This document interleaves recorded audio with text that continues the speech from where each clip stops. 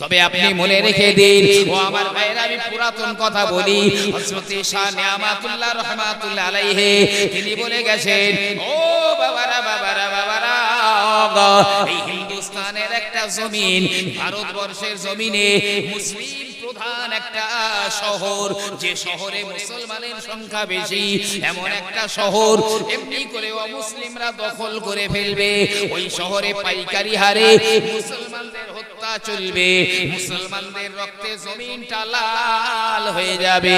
ওই সময় মুসলমানদের একজনা নেতা থাকবে বটে, তবে ওই নেতা মুসলমানদের দুশমনদের সঙ্গে গোপনে গোপনে হাত মিলিয়ে দেবে, মুসলমানদের সঙ্গে নেমো খারামি করবে, মুসলিমদের সঙ্গে বিশ্বাসঘাতকতা করবে।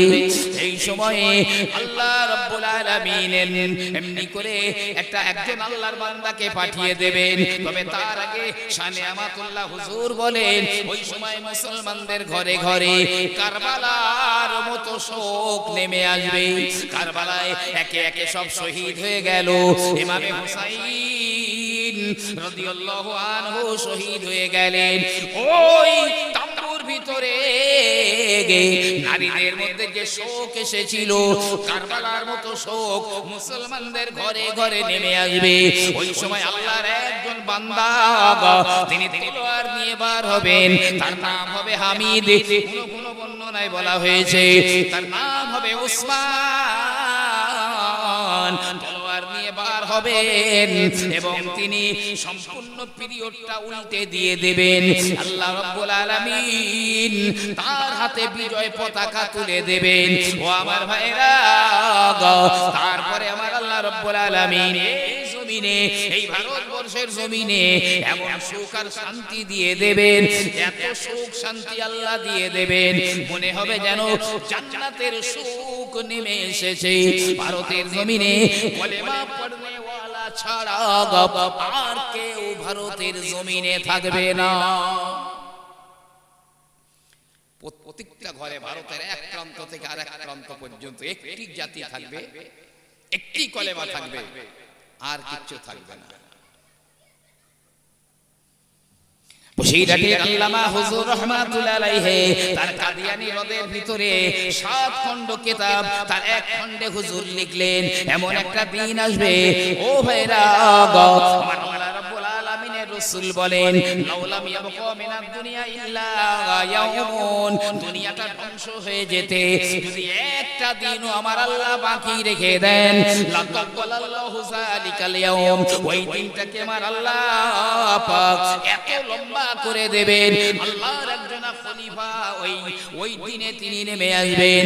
নবী আমার বললেন, ইসমুহু ইসমি, তার নাম হবে আমার নামের মতো, অর্থাৎ তার নাম হবে মুহাম্মদ, তার বাপের নাম হবে আব্দুল্লাহ। বিশ্বনবীর আখলাক চরিত্র তার ভিতরে পাওয়া যাবে। তার নাম উপনাম হলো ইমাম মেহেদী। আল্লাহর নবী আল্লাহর হাবিব বললেন, মেহেদী তো ফাতেমার আওলাদ, আল মাহদী আওলাদে ফাতেমা, ইমাম মেহেদী হবেন হযরতে ফাতেমার আওলাদ। তিনি আসবেন, দুর্বার গতিতে আসছেন। তবে আমি সেদিন একটা হিসাব দেখছিলাম, আল্লাহ পাক ভালো জানেন, তো আমার মনে হয় অতদিন পর্যন্ত যাবে না। আপনার 1517 হিজরি, 1517 হিজরিতে ইমাম মেহেদী আলাইহিস সালামের রাজত্ব কাল চলবে। লম্বা হিসাব দেখিয়েছে, লম্বা হিসাব। ঈসা আলাইহিস সালাম তার পরে ওই 1.5-2 বছরের পরে আসবেন, তারপরে দাজ্জাল আসবেন, প্রত্যেকটা হিসাব করে করে দেখিয়েছেন। তো ইমাম মেহেদী আলাইহিস সালাম আসবেন কেন? মারামারি করার জন্য নয়, কারোর কাছ থেকে প্রতিশোধ নেওয়ার জন্য নয়, বরং তিনি আসবেন এই অশান্ত পৃথিবীটা শান্ত করতে। হাদিস পাকে আমার রাসূলুল্লাহ বললেন, ইমাম মেহেদী কেন আসবেন? ইয়ামলাউল আরদ কিসতান ওয়া আদলা কামা মুলিআত যুলমান ওয়া যুরা। গোটা দুনিয়াটা যেমন জুলুম আর অত্যাচারে ভরে দেওয়া হয়েছিল, তেমন করে ইমাম মেহেদী গোটা দুনিয়ার ভিতরে শান্তি ভরে দেবেন। একটু জোরে বলুন না সুবহানাল্লাহ। কোথাও হিংসা, মারামারি, কাটাকাটি, অশান্তি কিচ্ছু থাকবে না।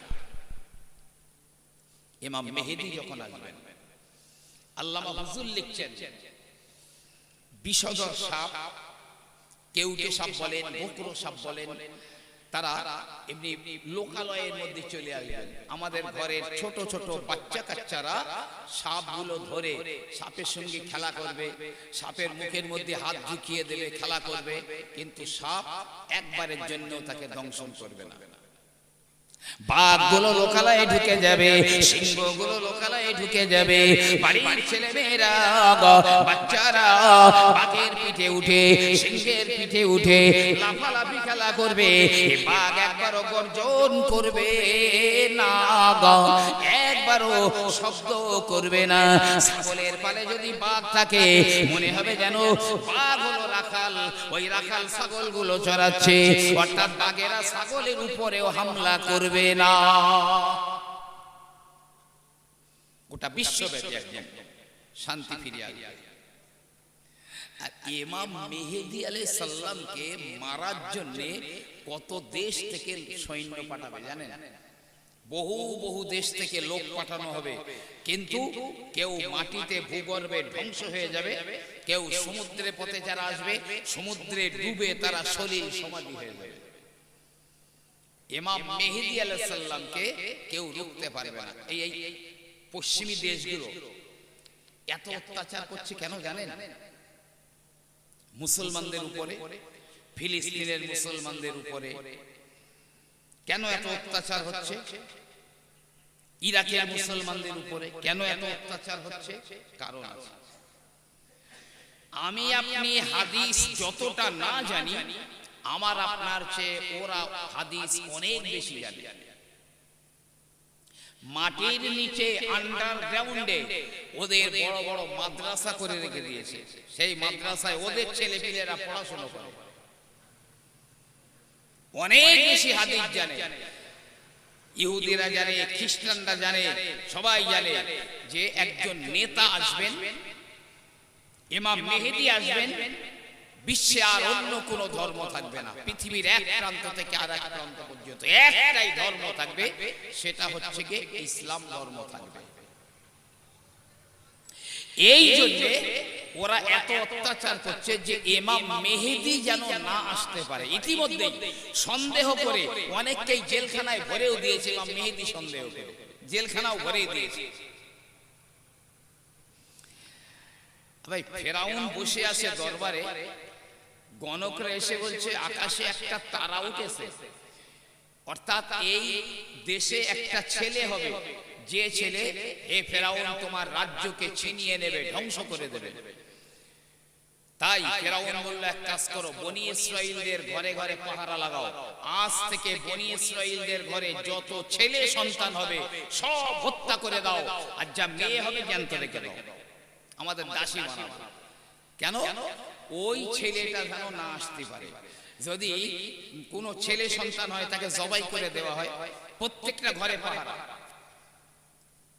কিন্তু ওই পিরিয়ডে আমার আল্লাহ পাক মুসা নবী আলাইহিস সালামকে পাঠালেন। শুধু তাই নয়, ওই ফেরাউনের ঘরে আমার আল্লাহ লালন পালন করিয়ে নিলেন। যে মুসাকে আটকাবার জন্য এত অত্যাচার হয়েছিল, সেই মুসাকে আল্লাহ ওই ফেরাউনের বাড়িতেই মানুষ করে নিয়েছেন। ঠিক ইমাম মেহেদী আলাইহিস সালামকে আটকানোর জন্য হাজার চেষ্টা করলেও ঠিক আল্লাহ রাব্বুল আলামিন ইমাম মেহেদী আলাইহিস সালামকে পাঠিয়ে দেবেন। তবে তার আগের কিছু সিম্পটম আমি বলি, খুব জানাশোনা কথা বলছি। প্যারা নবী আমার বললেন, ও আমার সাহাবারা, যখন ইমাম মেহেদী আসবার সময় হয়ে যাবে, আমার উম্মতেরা যখন ধ্বংস হয়ে যাবার সময় হবে, লা ইয়াবকা মিনাল ইসলাম ইল্লা ইসমুহু, ওই জামানাতে ইসলাম ধর্মে শুধু নামটুকু থাকবে, ইসলাম মানুষের কাছে থাকবে না, ইসলাম শুধু নামটুকু থাকবে, আর কিচ্ছু থাকবে না।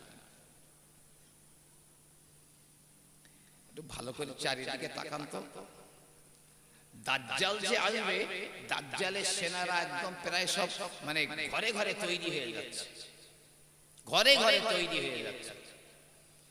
যে লোকটা এক্ষুনি মসজিদে নামাজ পড়লো, ঠিক তার পরক্ষণে সালাম ফিরিয়ে মোনাজাত করে বাইরে এসেই দেখছে সে সাহেব গোলাম হরতন টেক্কার রুইতন ঝুপঝাপ করে মেতেছে। যে রোজার মাসে সারাদিন রোজা রেখেছে, আলহামদুলিল্লাহ কি ভালো, মসজিদে মাগরিবের নামাজ পড়ে মসজিদ থেকে বার হচ্ছে, এখনো মসজিদ থেকে নামিনি, বারান্দায় একটা হাত মাথায় আর একটা হাত পকেটে, মানে একটা ঢোকাবে আর একটা বার করবে। কি বার করবে আমার আর বলতে হবে না, শুধু নামটুকু থাকবে। আমি হাত জোর করে বলছি একটা কথা, আমি প্রায় সব জায়গাতে বলি। আমি সেদিন দেখছিলাম একটা বইতে লিখছে, দাজ্জাল আর দাজ্জালের ৭০,০০০ ইহুদি সেনা যারা হবে, তাদের যে সিমটম, তার মধ্যে একটা সিমটম হলো আধুনিক কালের যে হেয়ার কাটিং, এটাই হলো দাজ্জালের হেয়ার কাটিং এর সিমটম। মুসলমানদের ঘরে কেন? মুসলমানের ঘরে কেন? ইসলাম আছে। জি, নবী আমার বললেন শুধু ইসলামের নামটুকু থাকবে, কিন্তু ইসলাম প্রকৃতপক্ষে মানুষের কাছে থাকবে না। ভাই আমার, বাবাজিরা আমার, শুনে রাখুন, বিশ্ব নবী আমার বললেন লা ইয়াবকা মিনাল কুরআনি ইল্লা রাসমুহু, কোরআনেরও কিছু থাকবে না, কোরআনের কিছু রেশম আর রেওয়াজ থাকবে, কোরআনের কিছু অনুষ্ঠান থাকবে, কিন্তু প্রকৃতপক্ষে হাতলালে মানুষের কাছে কোরআন পাওয়া যাবে না। শুধু কোরআনের অনুষ্ঠান হবে, মিলাদ মাহফিল, খতম পড়ানি ইত্যাদি এসবগুলো হবে, কিছু রেশম রেওয়াজ হবে, এই আকিকা কুরবানি এসব হবে, কিন্তু অরিজিনাল মানুষের কাছে খুঁজলে কোরআন পাওয়া যাবে না, হারগিজ যাবে না। একেবারে ১৫০০ বছর আগে আমার নবী পাক যা বলেছিলেন আমাদের চোখে আমরা নিজেরা দেখতে পাচ্ছি। মাসাজিদাহুমা আমিরাতুন ওয়া হিয়া করাবুম মিনাল হুদা, বিশ্ব নবী আমার বললেন মসজিদগুলো ওই জমানাতে সুন্দর হবে, দেখলে মন জুড়িয়ে যাবে। আমি রাসূলুল্লাহ বলি মসজিদগুলো বিশাল বিশাল ডিজাইন দিয়ে সাজানো হবে, মসজিদ দেখলে মন কেড়ে নেবে বটে, তবে মসজিদের ভিতরে হিদায়াতের উপকরণ থাকবে না। মসজিদে মুসল্লি হা হা করবে, আর ওই মসজিদের ভিতরে হেদায়েতের উপকরণ বলে কিছু থাকবে না। জি, আরে জুম্মার দিনে ইমাম সাহেব খুতবা পড়ে, ওই সময় কেউ যদি একটা কথা বলে, কিংবা পাশে কেউ কথা বলছে, তার যদি বলে চুপ কর, তাহলে ওর জুম্মার নামাজ সহি হবে না, সহি হবে না, মোটেই হবে না জুম্মার নামাজ। আমরা তো দেখি ইমাম সাহেব খুতবা পড়ছে, দিব্যু পেছনের দিকে, সেই পেছনে কি দুতলার উপরে দিব্যু গল্প করতেছে, যে মসজিদে কি হেদায়েত আছে, হেদায়েত বলে কিছুই থাকবে না। প্রিয় নবী সাল্লাল্লাহু আলাইহি ওয়াসাল্লাম বলেন, আবার যারা মসজিদে নামাজ পড়বে, আমি রাসূলুল্লাহ বলি নামাজের ভিতরে তাদের মনগুলো থাকবে না, মন বিভিন্ন জায়গাতে থাকবে। এক মসজিদ মানুষ নামাজ পড়বে, সবার মনগুলো বিভিন্ন জায়গায় যাবে, নামাজের ভিতরে থাকবে না। এই উম্মত ধ্বংস হবে কখন? আমি সেইটা বলতে চাইছি। বিশ্বনবী আমার বলেন লা তাকুমুস সাআতু হাত্তা ইয়াতাবাহান নাসু ফিল মাসাজিদ, আমি রাসূলুল্লাহ বলি যখন দেখবে মসজিদগুলো নিয়ে গর্ব করা হয়, কিয়ামত ততক্ষণ কায়েম হবে না যতক্ষণ না মানুষ তাদের মসজিদকে নিয়ে গর্ব না করবে।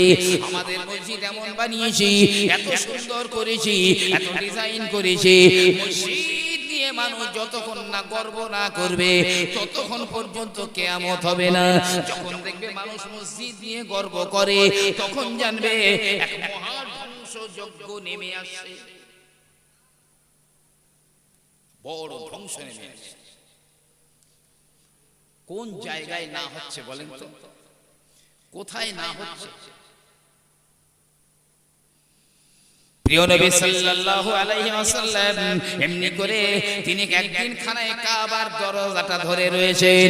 খানায়ে কাবার দরজা ধরে আমার রাসূলুল্লাহ ভাষণ দিতে দিতে বললেন, আমার উম্মতের জন্য একটা খারাপ সময় আসবে, যখন দেখবে মানুষেরা কাল খিস্তি আর নোংরা কথাবার্তা বলা একেবারেই স্বাভাবিক বা মামুলি হয়ে যাবে। মামুলি হয়ে যাবে। দাড়ি থাকুক আর দাড়িওয়ালা কি বেদাড়িওয়ালা, কি নামাজি কি বেনামাজি, কি বুড়ো কি জোয়ান, প্রায় কথা বলতে গেলে ওই কথার মধ্যে একটা বিশেষ মাত্রা আছে, সেই কথাটা না বললে যেন ওর কথাটা সম্পূর্ণ হয় না। ওই কথাটা কিস্তিটা না করলে যেন ওর কথাটা ঠিক জুৎসই হয় না, সম্পূর্ণ হয় না। নবী বললেন এই গাল খিস্তি ইত্যাদি এগুলো একদম আম হয়ে যাবে, মামুলি ব্যাপার হয়ে যাবে, কেউ কিছু মনেই করবে না। ভাই আমার, বাবাজিরা আমার, তখন আমার উম্মতের উপর একটা বড় ধ্বংসযজ্ঞ নেমে আসবে।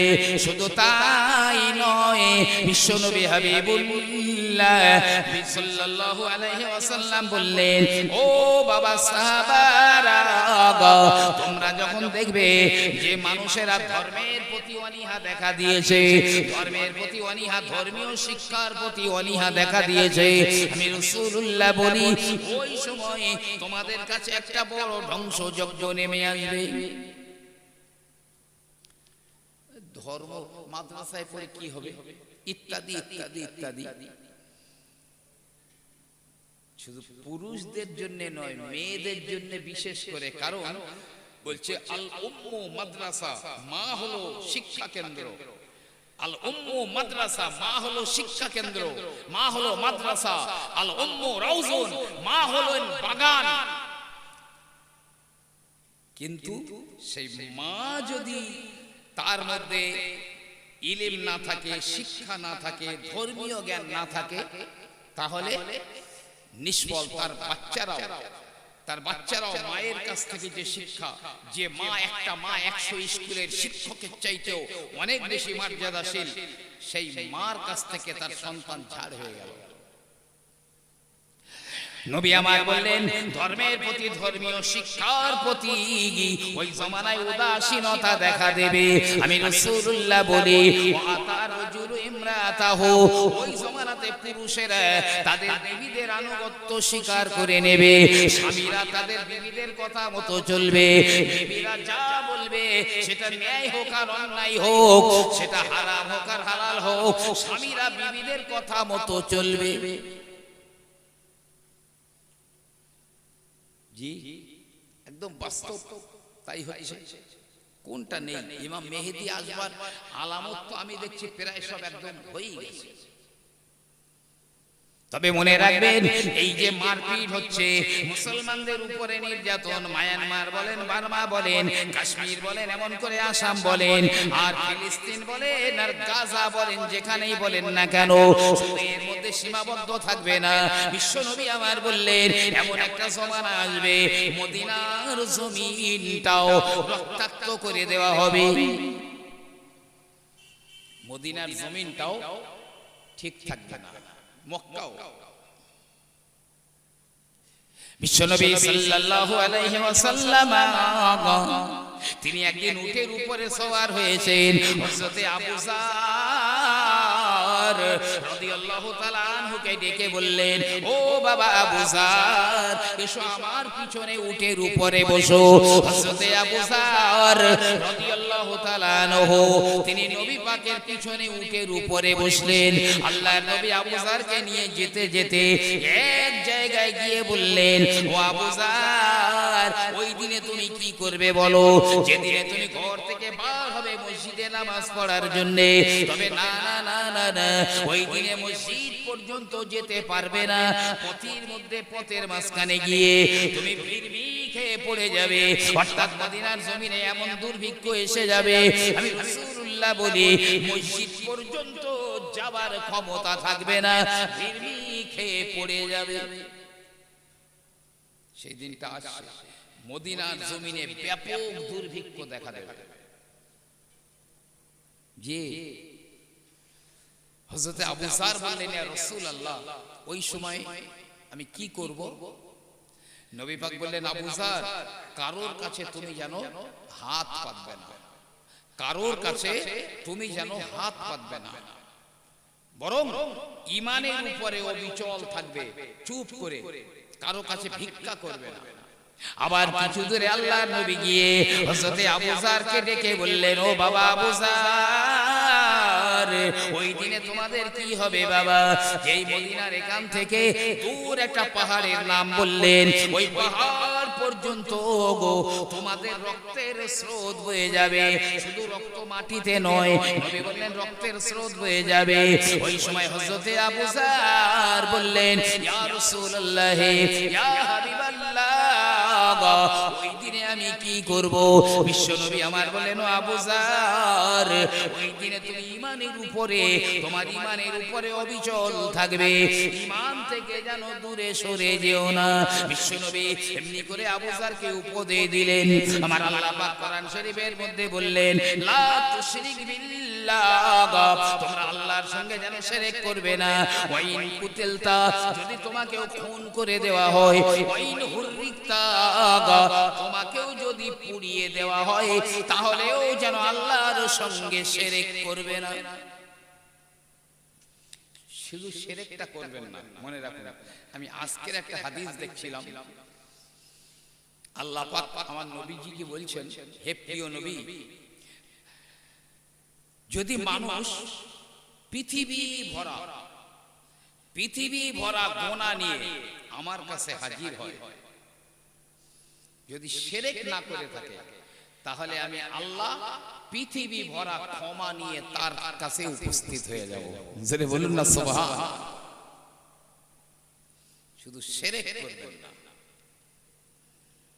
এই শিরকের গুনাহ আমার আল্লাহ রাব্বুল আলামিন কখনো মাফ করেন না।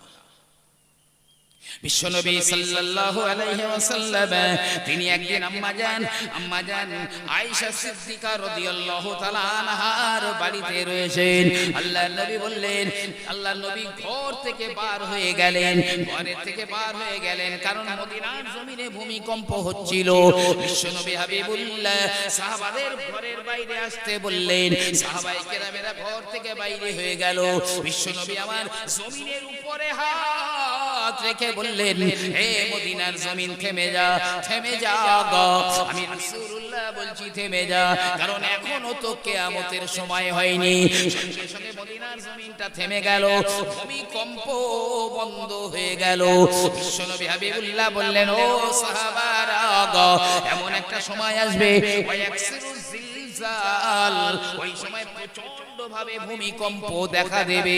কিয়ামত যখন কাছাকাছি হয়ে যাবে, আমি রাসূলুল্লাহ বলি, তখন ব্যাপক আকারে ভূমিকম্প হবে, প্রচন্ড ভূমিকম্প হবে। তবে আম্মাজান আয়েশা সিদ্দিকাকে জিজ্ঞাসা করা হয়েছিল, হে আম্মাজান আয়েশা, ভূমিকম্প কেন হয়, কারণ কি? তো আম্মাজান আয়েশা সিদ্দিকা যা বলেছিলেন তার মধ্যে একটা বলেছিলেন, ওই জমানার মহিলারা তারা নিজের স্বামীকে নয়, বরং রাস্তার মানুষদের খুশি করার জন্য সুগন্ধি ব্যবহার করবে। রাস্তার মানুষদের খুশি করার জন্য সুগন্ধি ব্যবহার করবে। ভাই দেখেন, এই যুগের অনেক মেয়েরা বাড়িতে যখন থাকে একদম সিম্পল থাকে, কিন্তু যখন মনে করে মার্কেটিং করতে যাব, কে আত্মীয়র বাড়ি যাব, ভালো সেজে গুজে সেন্ট স্প্রে করে। কাকে শোকাবার জন্য? স্বামীকে না, বাইরের লোকেদের, রাস্তার লোকেদের শোকাবার জন্য। আম্মাজান আয়েশা সিদ্দিকা বললেন, তখন প্রচন্ড বেগে ভূমিকম্প হবে। ভূমিকম্প দেখেন না, এই আজকে খবরের কাগজে দেখা যায়, এই অমুক জায়গায় ভূমিকম্প, অমুক জায়গায় ভূমিকম্প। এই সেদিন তো তুরস্কে ভূমিকম্প হয়ে গেল, মনে 15 দিন পর একটা বাচ্চাকে উদ্ধার করা হয়েছে। বাচ্চাটা জ্যান্ত, যে চাপা পড়েছিল, 15 দিন পর উদ্ধার করা হয়েছে। আগামী দিনে প্রচন্ড বেগে ভূমিকম্প হবে। বিশ্বনবী আমার বললেন তবে বিশেষভাবে তিনটে জায়গায় ভূমিকম্প হবে। একটা হলো একেবারে পূর্ব দেশে ভূমিকম্প হবে, পশ্চিম দেশে ভূমিকম্প হবে, আর একটা হলো জাজিরাতুল আরব, আরব উপদ্বীপে ভূমিকম্প হবে।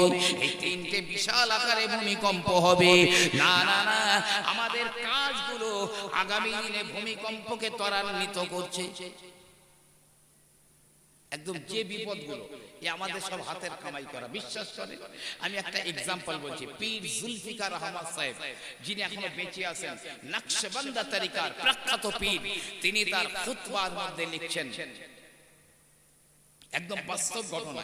এক বাড়িতে স্বামী স্ত্রী দুজন বাস করে। এখন স্বামী তো সকালবেলা দোকানে যায় আর বিবি বাড়ি থাকে। একটা পানিওয়ালা প্রতিদিন ওই বাড়িতে পানি দিয়ে যায়, প্রতিদিন পানি দিয়ে যায়। তো এই পানিওয়ালা 15 বছর ধরে ওই বাড়িতে পানি দিয়ে যাচ্ছে। তবে 15 বছরের ভিতরে একবার ওই বাড়ির মহিলার দিকে মাথা উঁচু করে দেখে না, মাথা উঁচু করে দেখে না। 15 বছর পর একদিন পানি দিতে এসে, তো পানিটা দিয়ে দেশে, আর ওই বাড়ির মহিলা পানি নিয়েছে। পানিওয়ালা কি করেছে, কামনার বশবর্তী হয়ে ওই মহিলার হাতগুলো খুব জোরে জোরে হাতগুলো টিপে দিচ্ছে, টিপে দিয়ে চলে যাচ্ছে। মহিলা খুব কাঁদছে, পানিওয়ালা তো চলে গেল, কাঁদছে, আল্লাহ 15 বছর আমার দিকে ফিরে চাইনি, আর আজকে কেন আমার এই হাতগুলো ও টিপে দিয়ে গেল। কামনার বশবর্তী হয়ে কাঁদছে। স্বামী বাড়ি এসছে দুপুরবেলা, এই বেবি তুমি কাঁদছো কেন, কি ব্যাপার, কি হয়েছে? তো বলছো ওই পানিওয়ালা 15 বছর পানি দিয়ে যাচ্ছে, একবারও আমার দিকে তাকায় না, আর আজকে আমার এই হাতটা কেন টিপে দিয়ে গেল। তখন স্বামী কেঁদে জারে জার হয়ে যাচ্ছে। তো বিবি বলছে তুমি কাঁদছো কেন, ও তো আমার হাত টিপে দিয়ে গেছে, তো তুমি কেন কাঁদছো? স্বামী বলছে দেখো, ওই পানিওয়ালারও দোষ নয়, তোমারও দোষ নয়, ও যে তোমার হাতটা জোরে টিপে দিয়ে গেছে, ও দোষটা আমার, দোষটা আমার। কিভাবে? বলছে শোনো, আজ আমার দোকানে এক সুন্দরী মহিলা এসেছিল। সে এসে অনেকগুলো চুড়ি পছন্দ করলো, চুড়ি।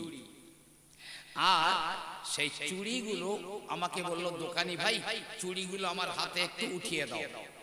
তো আমি তার হাতে ওই চুড়ি পরাতে গিয়ে কামনার বশবর্তী হয়ে আমি ইচ্ছা করে করে তার হাত টিপে দিচ্ছিলাম, হাতগুলো টিপে দিচ্ছিলাম। আমি যেহেতু অবৈধভাবে কোন পরস্ত্রী পরনারীর হাতকে অবৈধভাবে টিপে দিয়েছি, তাই অন্য একজন আমার স্ত্রীর হাতটাকে এইভাবে টিপে দিয়ে গেছে, এ দোষটা আমার। আমার আল্লাহ রাব্বুল আলামিন কোরআন কারীমের মধ্যে বলেন, যাহারাল ফাসাদু ফিল বাররি ওয়াল বাহরি বিমা কাসাবাত আইদিন নাস। জলে এবং স্থলে যত বিপর্যয় আসে, ও তো মানুষের হাতের কামাই করা। ও যা কামাই করে আমি আল্লাহ ওকে শোধ করে দেই। মা আসাবা মিন মুসিবাতিন, এমন একটা মুসিবত কারো বাড়িতে কারো কাছে পৌঁছায় না যা তার নিজের হাত কামাই করে না, সে নিজে কামাই করে। মদিনার জমিনটাও একদিন রক্তাক্ত। আমি সেদিন হাদিস দেখছিলাম, এমন একদিন আসবে মদিনায় একটা লোকও থাকবে না, মদিনায় কোনো লোক থাকবে না। জি, মদিনায় একটা ভূমিকম্প হবে, একটা ভূমিকম্প হবে, তাতে মুনাফিকরা তো বেরিয়ে চলে যাবে, অন্যান্যরা যারা থাকবে তারা তো অত্যাচারের শিকার। মসজিদে নববী শরীফের ভিতরে লিখছে, ইতর প্রাণীরা, বাঘ, সিংহ, ভাল্লুক, কুকুর ইত্যাদি ইতর প্রাণীরা মসজিদে নববীর মধ্যে ঢুকে যাবে, নোংরা করবে, কিন্তু তাদের তাড়িয়ে দেওয়ার মতো একটা লোকও থাকবে না। মদিনার জমিনে একটা লোকও থাকবে না। কি কঠিন দিন আসছে, মদিনার জমিনটাও ঠিক থাকবে না। শুনে রাখুন ভাই আমার, অনুরূপ ভাবে মক্কার জমিনটাও বিশ্বনবী আমার বললেন, আমার এই দিনটা ধ্বংস করবে একজন কুরাইশ সন্তান। কুরাইশদের একটা সন্তান আমার দ্বীনকে ধ্বংস করবে। ভাই জানিনি সেই এখন মানে সালমানের বেটা মোহাম্মদ বিন সালমান না অন্য কেউ, আমি তা জানি না, তবে কুরাইশ সন্তান এই দিনটাকে ধ্বংস করবে, এটা একদম সহিহ হাদিস, এর মধ্যে কোনো সন্দেহ নেই। প্রিয় নবী সাল্লাল্লাহু আলাইহি ওয়াসাল্লাম বললেন, যতদিন না পর্যন্ত আরবের বুক চিরে বড় বড় রাস্তা বেরিয়ে না যাবে, আরবের বুক চিরে যতদিন না পর্যন্ত বড় বড় রাস্তা বেরিয়ে যাবে, আরবের বিল্ডিং বালাখানাগুলো বিশাল বিশাল বড় না হবে, পাহাড়ের চাইতেও বড় উঁচু উঁচু না হবে, এবং আরবের জমিনটা যতদিন না সবুজে ভরে যাবে, আমি রাসূলুল্লাহ বলছি কিয়ামত হবে না। যারা হসে গেছে তারা অবশ্যই জানে, পাহাড়গুলো কেটে কেটে পুরো হাই রোড, দুই দিকে পাহাড় কেটে কেটে মাঝখান দিয়ে হাই রোড বেরিয়ে গেছে, কত আন্ডারগ্রাউন্ড দিয়ে বড় বড় রাস্তা বেরিয়ে গেছে। এটাকেই নবী পাক বলতে চেয়েছেন যে আরবের বুক চিরে বড় বড় রাস্তা বার হবে, সেটা তো হয়েই গেছে। আর বিল্ডিং বালাখানাগুলো পাহাড়ের চূড়ার উপরে চলে যাবে। আরে এখন তো পাহাড়ের উপরেই বড় বড় হোটেল আর ফ্ল্যাট, যা পাহাড়ের উচ্চতাকে ছাড়িয়ে অনেক উপরে উঠে গেছে, ওটাও ঠিক। আর সৌদিতে এখন এত পরিমাণ ফসল হচ্ছে, সবজি বলেন গম বলেন প্রচুর পরিমাণে হচ্ছে, আস্তে আস্তে করে সব এই সৌদির জমিনটা সবুজে ভরে উঠছে। যে তাহলে আজ থেকে ১৫০০ বছর আগে বলে যাওয়া আমার নবী পাকের হাদিসটা একদম অবিকল বাস্তবে আমরা দেখতে পাচ্ছি।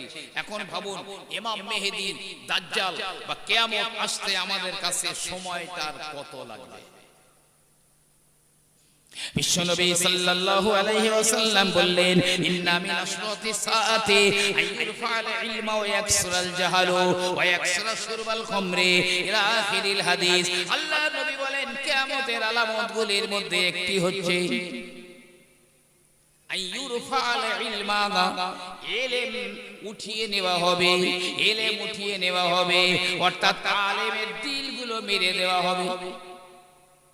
আল্লাহ পাক একদম ডাইরেক্ট ইলম তুলে নেবেন না, আলেমের অন্তরগুলো উঠিয়ে নেবেন। নবী পাক বলছেন ওই জমানাতে একদল ওলামারা হবে, আলেমরা হবে, এটাও একটা বড় কিয়ামতের আলামত। একদল আলেমরা হবে যে যারা আসমানের নিচে আর জমিনের উপরে সবচাইতে যারা ঘৃণিত এবং যারা সবচাইতে নিম্ন পর্যায়ের হবে, এদের চাইতে খারাপ আর কেউ থাকবে না, এক শ্রেণীর আলেমরা। কিয়ামতের আলামত।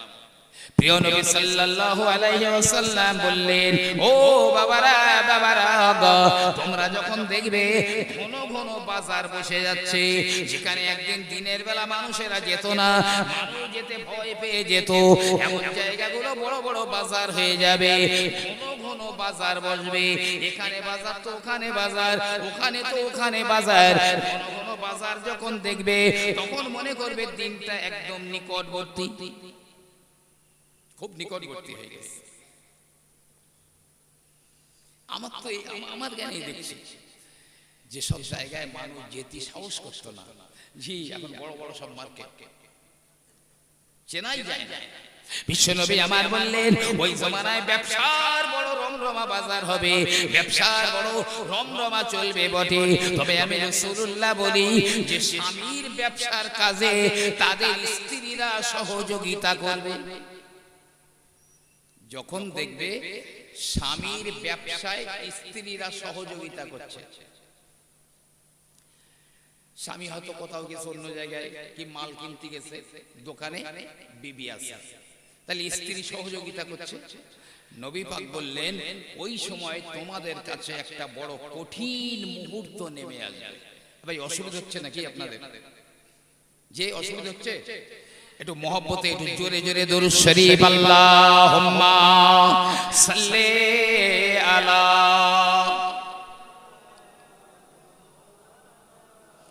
ওয়া আলা আলি সাইয়্যিদিনা क़ियामत में हर शख्स परेशान रहेगा, क़ियामत में हर शख्स परेशान रहेगा, हर एक शख्स रो रो कर मोहम्मद को पुकारेगा। अगर वो मुझे खबर ना ले तो कौन खबर ले, उम्मत के जो वो किश्ती है वो मोहम्मद के हवाले। अल्लाहुम्मा सल्ले अला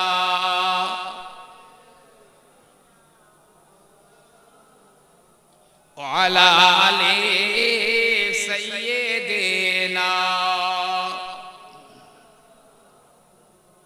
তাহলে এক নম্বরে ইলম উঠে যাবে, আইয়ুরফাল ইলমা ওয়া ইয়াকসুরাল জাহাল, মূর্খতা বেড়ে যাবে, অর্থাৎ ধর্মের জ্ঞান থাকবে না, ধর্মের জ্ঞানে তারা মূর্খ হয়ে থাকবে। আমি রাসূলুল্লাহ বলি ওই সময় মূর্খের বন্যা বয়ে যাবে, মূর্খের রাজত্ব কায়েম হয়ে যাবে। এমনি করে যাদের মধ্যে ধর্মীয় জ্ঞান নাই, মূর্খের রাজত্ব কায়েম হয়ে যাবে। মানুষেরা কথার ফুলঝুরি ঝরিয়ে দেবে, কথার রাজনীতি হবে, কাজে গিয়ে কিছু দেখা যাবে না। বড় বড় ফুলঝুরি কথার ঝরিয়ে দিল, কিন্তু বাস্তব সময়ে গিয়ে কাজ দেখা যাবে না। মিথ্যা প্রতিশ্রুতি ব্যাপক আকারে দেখা যাবে। বিশ্বনবী আমার বললেন ওই সময় এত পরিমাণ মানুষেরা মিথ্যা কথা বলবে, বরং একটা মিথ্যাকে সত্য বানাবার জন্য আরো 10টা মিথ্যা কথা তাতে জুড়ে দেবে।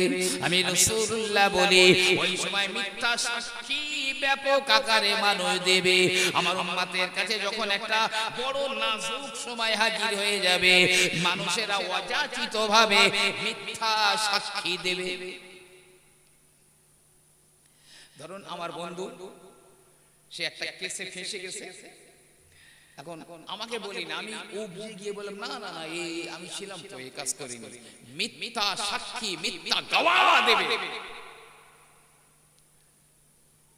জি হ্যাঁ, এ ভাই যারা মিথ্যা সাক্ষী দেয় এদের সাজা জানেন? এদের সাজা কি নবী পাক বলেছেন?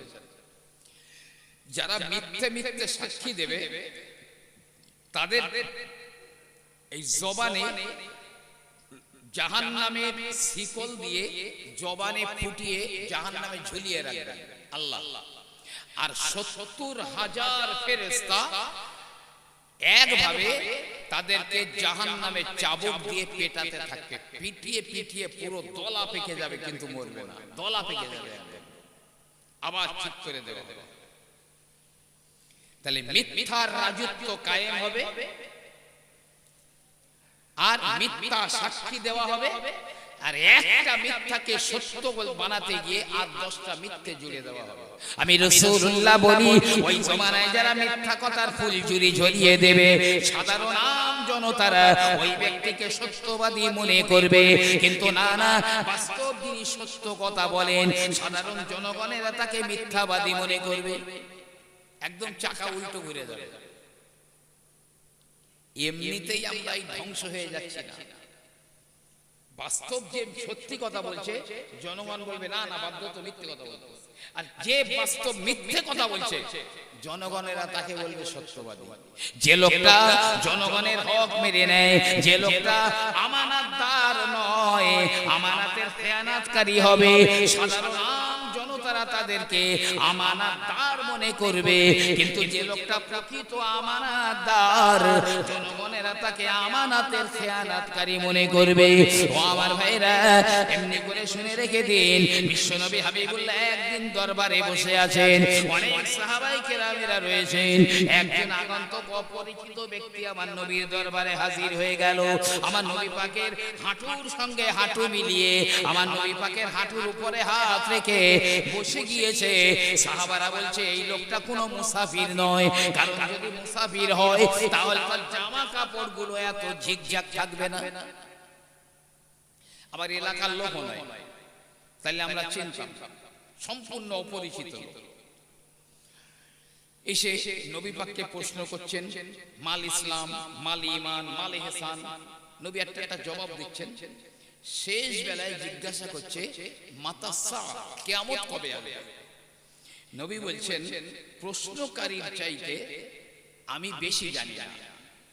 তো উনি বলছেন যে কিছু নিশানা অন্তত বলে দিন। প্রিয় নবী আমার বললেন, যখন তোমরা দেখবে মানুষেরা প্রতিযোগিতা করে করে বিল্ডিং বালাখানা বানাবে, প্রতিযোগিতামূলক বড় বড় বিল্ডিং আর বালাখানা বানিয়ে দেবে, আমি রাসূলুল্লাহ বলি যখন মা তার দাসীকে প্রসব করবে, মা যখন তার দাসী মা যখন তার প্রভুকে প্রসব করবে, তার মানে এমন ছেলে এমন মেয়ে ওই মার পেট থেকে জন্মগ্রহণ করবে যারা একদিন মালিকের ভূমিকায়, মুনিবের ভূমিকায় অবতীর্ণ হবে, মাকে মনে করবে দাসী বা বাদী। তো মা যখন তার প্রভুকে প্রসব করবে তখন হবে আর প্রতিযোগিতামূলক বড় বড় বিল্ডিং বালাখানা ইত্যাদি তৈরি হবে। কিছু মনে নেবেন না, এটা সিমটম আলামত বলছি। বিশ্বনবী আমার বললেন যারা একদিন গরিব ছিল, একদিন যারা বকরি চড়াতো, রাখাল ছিল, গরু চড়াতো, বকরি চড়াতো, এইরকম মানুষেরা তারা প্রতিযোগিতামূলক বড় বড় বিল্ডিং বালাখানা বানিয়ে একে অপরের প্রতি গর্ব করবে। আমার বাড়িটা ভালো, ও বলবে না আমার বাড়ি ভালো, ও বলবে আমি এত বানিয়েছি, ও বলবে এত বানিয়েছি। যারা একদিন গরু ছাগলের রাখাল ছিল তারা প্রতিযোগিতামূলক বড় বড় বিল্ডিং বালাখানা বানাবে। তখনই একজন কিয়ামত কাছাকাছি নিকটবর্তী হয়ে যাবে। তারপরে আমি বলছিলাম 1 নম্বর এলে উঠে যাবে, মূর্খতা চরম আকারে বেড়ে যাবে। ওয়াকসুরাল জাহাল ওয়াকসুরা শুরবাল খামরে, ওই জমানাতে মদ পান করা বেড়ে যাবে। এত পরিমাণ মানুষেরা মদ পান করবে, ব্যাপক আকারে মদ পান বেড়ে যাবে। আমি তো দেখি আমার চোখের সামনে যখনই যাই মদের দোকানের সামনে অল টাইম মানুষের ভিড়, অল টাইম। এই মুসলমানের ছেলেরা অনেক সময় দেখেছি, অধিকাংশরা, সবার কি বলছি না, পিকনিক করতে গেলে 4-5 বোতল মদ নিয়ে যায়, আনন্দ করে একটু খাবে। এখনো ভালো করে গোপ উঠিনি, এরাও মদখোর হয়ে গেছে। এত পরিমাণ নবী পাক বলে গেছেন মদখোর বেড়ে যাবে। ওয়াকসুরা শুরবাল খামর ওয়াকসুরান নিসা ওয়াকিল্লার রিজাল, ওই সময় মেয়েদের সংখ্যা বেড়ে যাবে, বেটা ছেলেদের সংখ্যা কমে যাবে, পুরুষের সংখ্যা কমে যাবে আর নারীদের সংখ্যা বেড়ে যাবে। আমি সেদিন একটা পেপারে দেখছিলাম যে বেশ অনেকগুলো দেশের নাম করেছে যেখানে বর্তমানে পুরুষের চাইতে নারীর সংখ্যা বেশি। এমনকি নবী বলছে এত বেড়ে যাবে হাত্তা ইয়াকুনু লিখামসিনা ইমরাতাল কাইয়িমিল ওয়াহিদ, একজন পুরুষ 50 জনা নারীর অভিভাবক বা গার্জিয়ান হবে। অর্থাৎ একজন পুরুষ ইজিক্যাল টু 50টা মহিলা হবে। মেয়েদের সংখ্যা এত বেড়ে যাবে।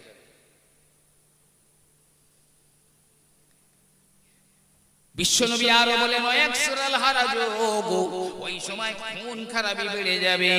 ওয়াল কাতল, খুন খারাপি ব্যাপক আকারে বেড়ে যাবে। মানুষের জীবনের মূল্য থাকবে না, মানুষ বেঘরে মৃত্যুবরণ করবে। আমি রাসূলুল্লাহ বলি ওই জমানাতে মানুষের তলোয়ারের ধারের চাইতে জবানের ধার বেশি হবে।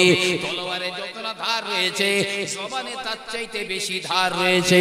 তবে আমি আল্লাহর নবী বলি যে খুন করেছে আল কাতিল ওয়াল মাকতুল কুল্লুহুম ফিন্নার, যে খুন করেছে আর যে খুন হয়েছে দুজনেই জাহান্নামী হবে। যে খুন করেছে ও জাহান্নামী, যে খুন হয়েছে সেও জাহান্নামী। কেন? দুজনাই নিয়ত খারাপ ছিল, দুজনারই নিয়ত খারাপ ছিল, দুজনাই চেষ্টা করছিল আমি ওকে মারবো, ও বলছে আমি ওকে মারবো, একজন একজনকে মেরে দিয়েছে। এমনকি যে খুন করবে সে জানবে না আমি কেন ওকে খুন করলাম, কোন অপরাধে, আর যে খুন হয়েছে সেও জানবে না যে আমি কোন দোষে আমাকে ও খুন করলো। অর্থাৎ ওই জমানায় ভাড়াটিয়া গুন্ডা দিয়ে খুন খারাপি চলবে। এই অমুকের মার্ডার করতে হবে, কত টাকা লাগবে, বলো 50,000, এইলে 50,000। ওরা দেখার দরকার নেই কি করেছে, রাস্তাতে যাচ্ছিল গুলি টেনে দিয়েছে, যা। এও জানলো না ওর কি অপরাধ, আর ও জানলো না ওর কাছে আমি কি অপরাধ করেছি। নবী বলছে এরা উভয়ই জাহান্নামে যাবে। ওয়ায়াকসুরা জিনা, আল্লাহর নবী আল্লাহর হাবিব বললেন জিনা ব্যভিচার ব্যাপক আকারে বেড়ে যাবে। জিনা ব্যভিচার এত পরিমাণ বেড়ে যাবে, আমি রাসূলুল্লাহ বলি শেষ পরিণতি হবে যে রাস্তার উপর দিয়ে মানুষেরা চলাচল করে, ওই রাস্তার উপরে দিবালোকে মানুষেরা ব্যভিচার করবে। আর ওই জমানায় সেই লোকটাকে বড় পরেশগার মনে করা হবে। যে লোকটা ওদের ওই অপকর্মটা দেখে বলবে ও বাবার একটু সরে যা, সাইডে যা, লোকে বলবে ওরে এই লোকটা না জানি কত বড় পরেশগার। এর অন্য জায়গাতে 8 আনা পরিমাণ হয়েই গেছে, 1 টাকার মধ্যে 50 পয়সা হয়ে গেছে, আর 50 পয়সা বাকি আছে। দুর্বার গতিতে আগিয়ে আসে, মানুষ পশুর মতো ইতর প্রাণীদের মতো হয়ে যায়। এ উম্মত ধ্বংস হবে না তো ধ্বংস হয়ে যাবে কারা? প্রিয় নবী আমার বললেন কিয়ামতের কাছাকাছি সময়ে আমার উম্মতের কাছে একটা জমানা আসবে, ইউহিব্বুনাল খামসা ওয়া ইয়ানসাউনাল খামসা। 5টা জিনিস আমার উম্মতরা খুব ভালোবাসবে, আর 5টা জিনিসকে বেমালুম ভুলে যাবে। তখনই ইমাম মেহেদী আলাইহিস সালাম আসবার সময় 5টা জিনিসকে খুব ভালোবাসবে, আর 5টা জিনিসকে ভুলে যাবে জনমের মতো। কি? ইউহিব্বুনা দুনিয়া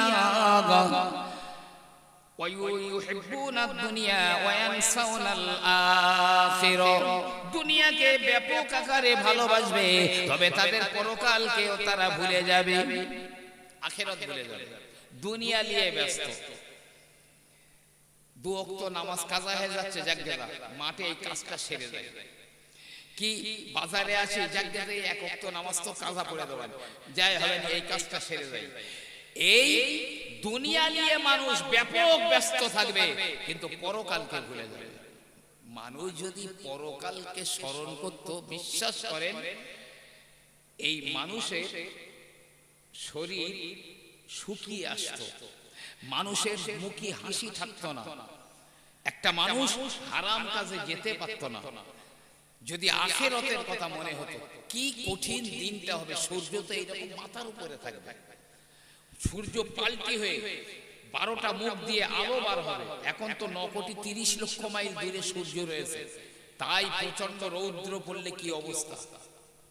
ওয়াতারান নাসা সুকারা ওমা হুম বিসুকারা ওয়ালাকিন্না আযাবাল্লাহি শাদীদ। আমার আল্লাহ পাক বলেন, হে নবী, কিয়ামতের এত বিভীষিকা দেখে এমনি করে আপনি দেখবেন মানুষগুলো যেন নেশাখোর হয়ে রয়েছে। নেশা করলে একটা মানুষের যে সিম্পটম হয় ওই রকম দেখা যাবে, তবে না না, ওরা নেশাখোর নয়, বরং আল্লাহর আযাব বড় কঠিন।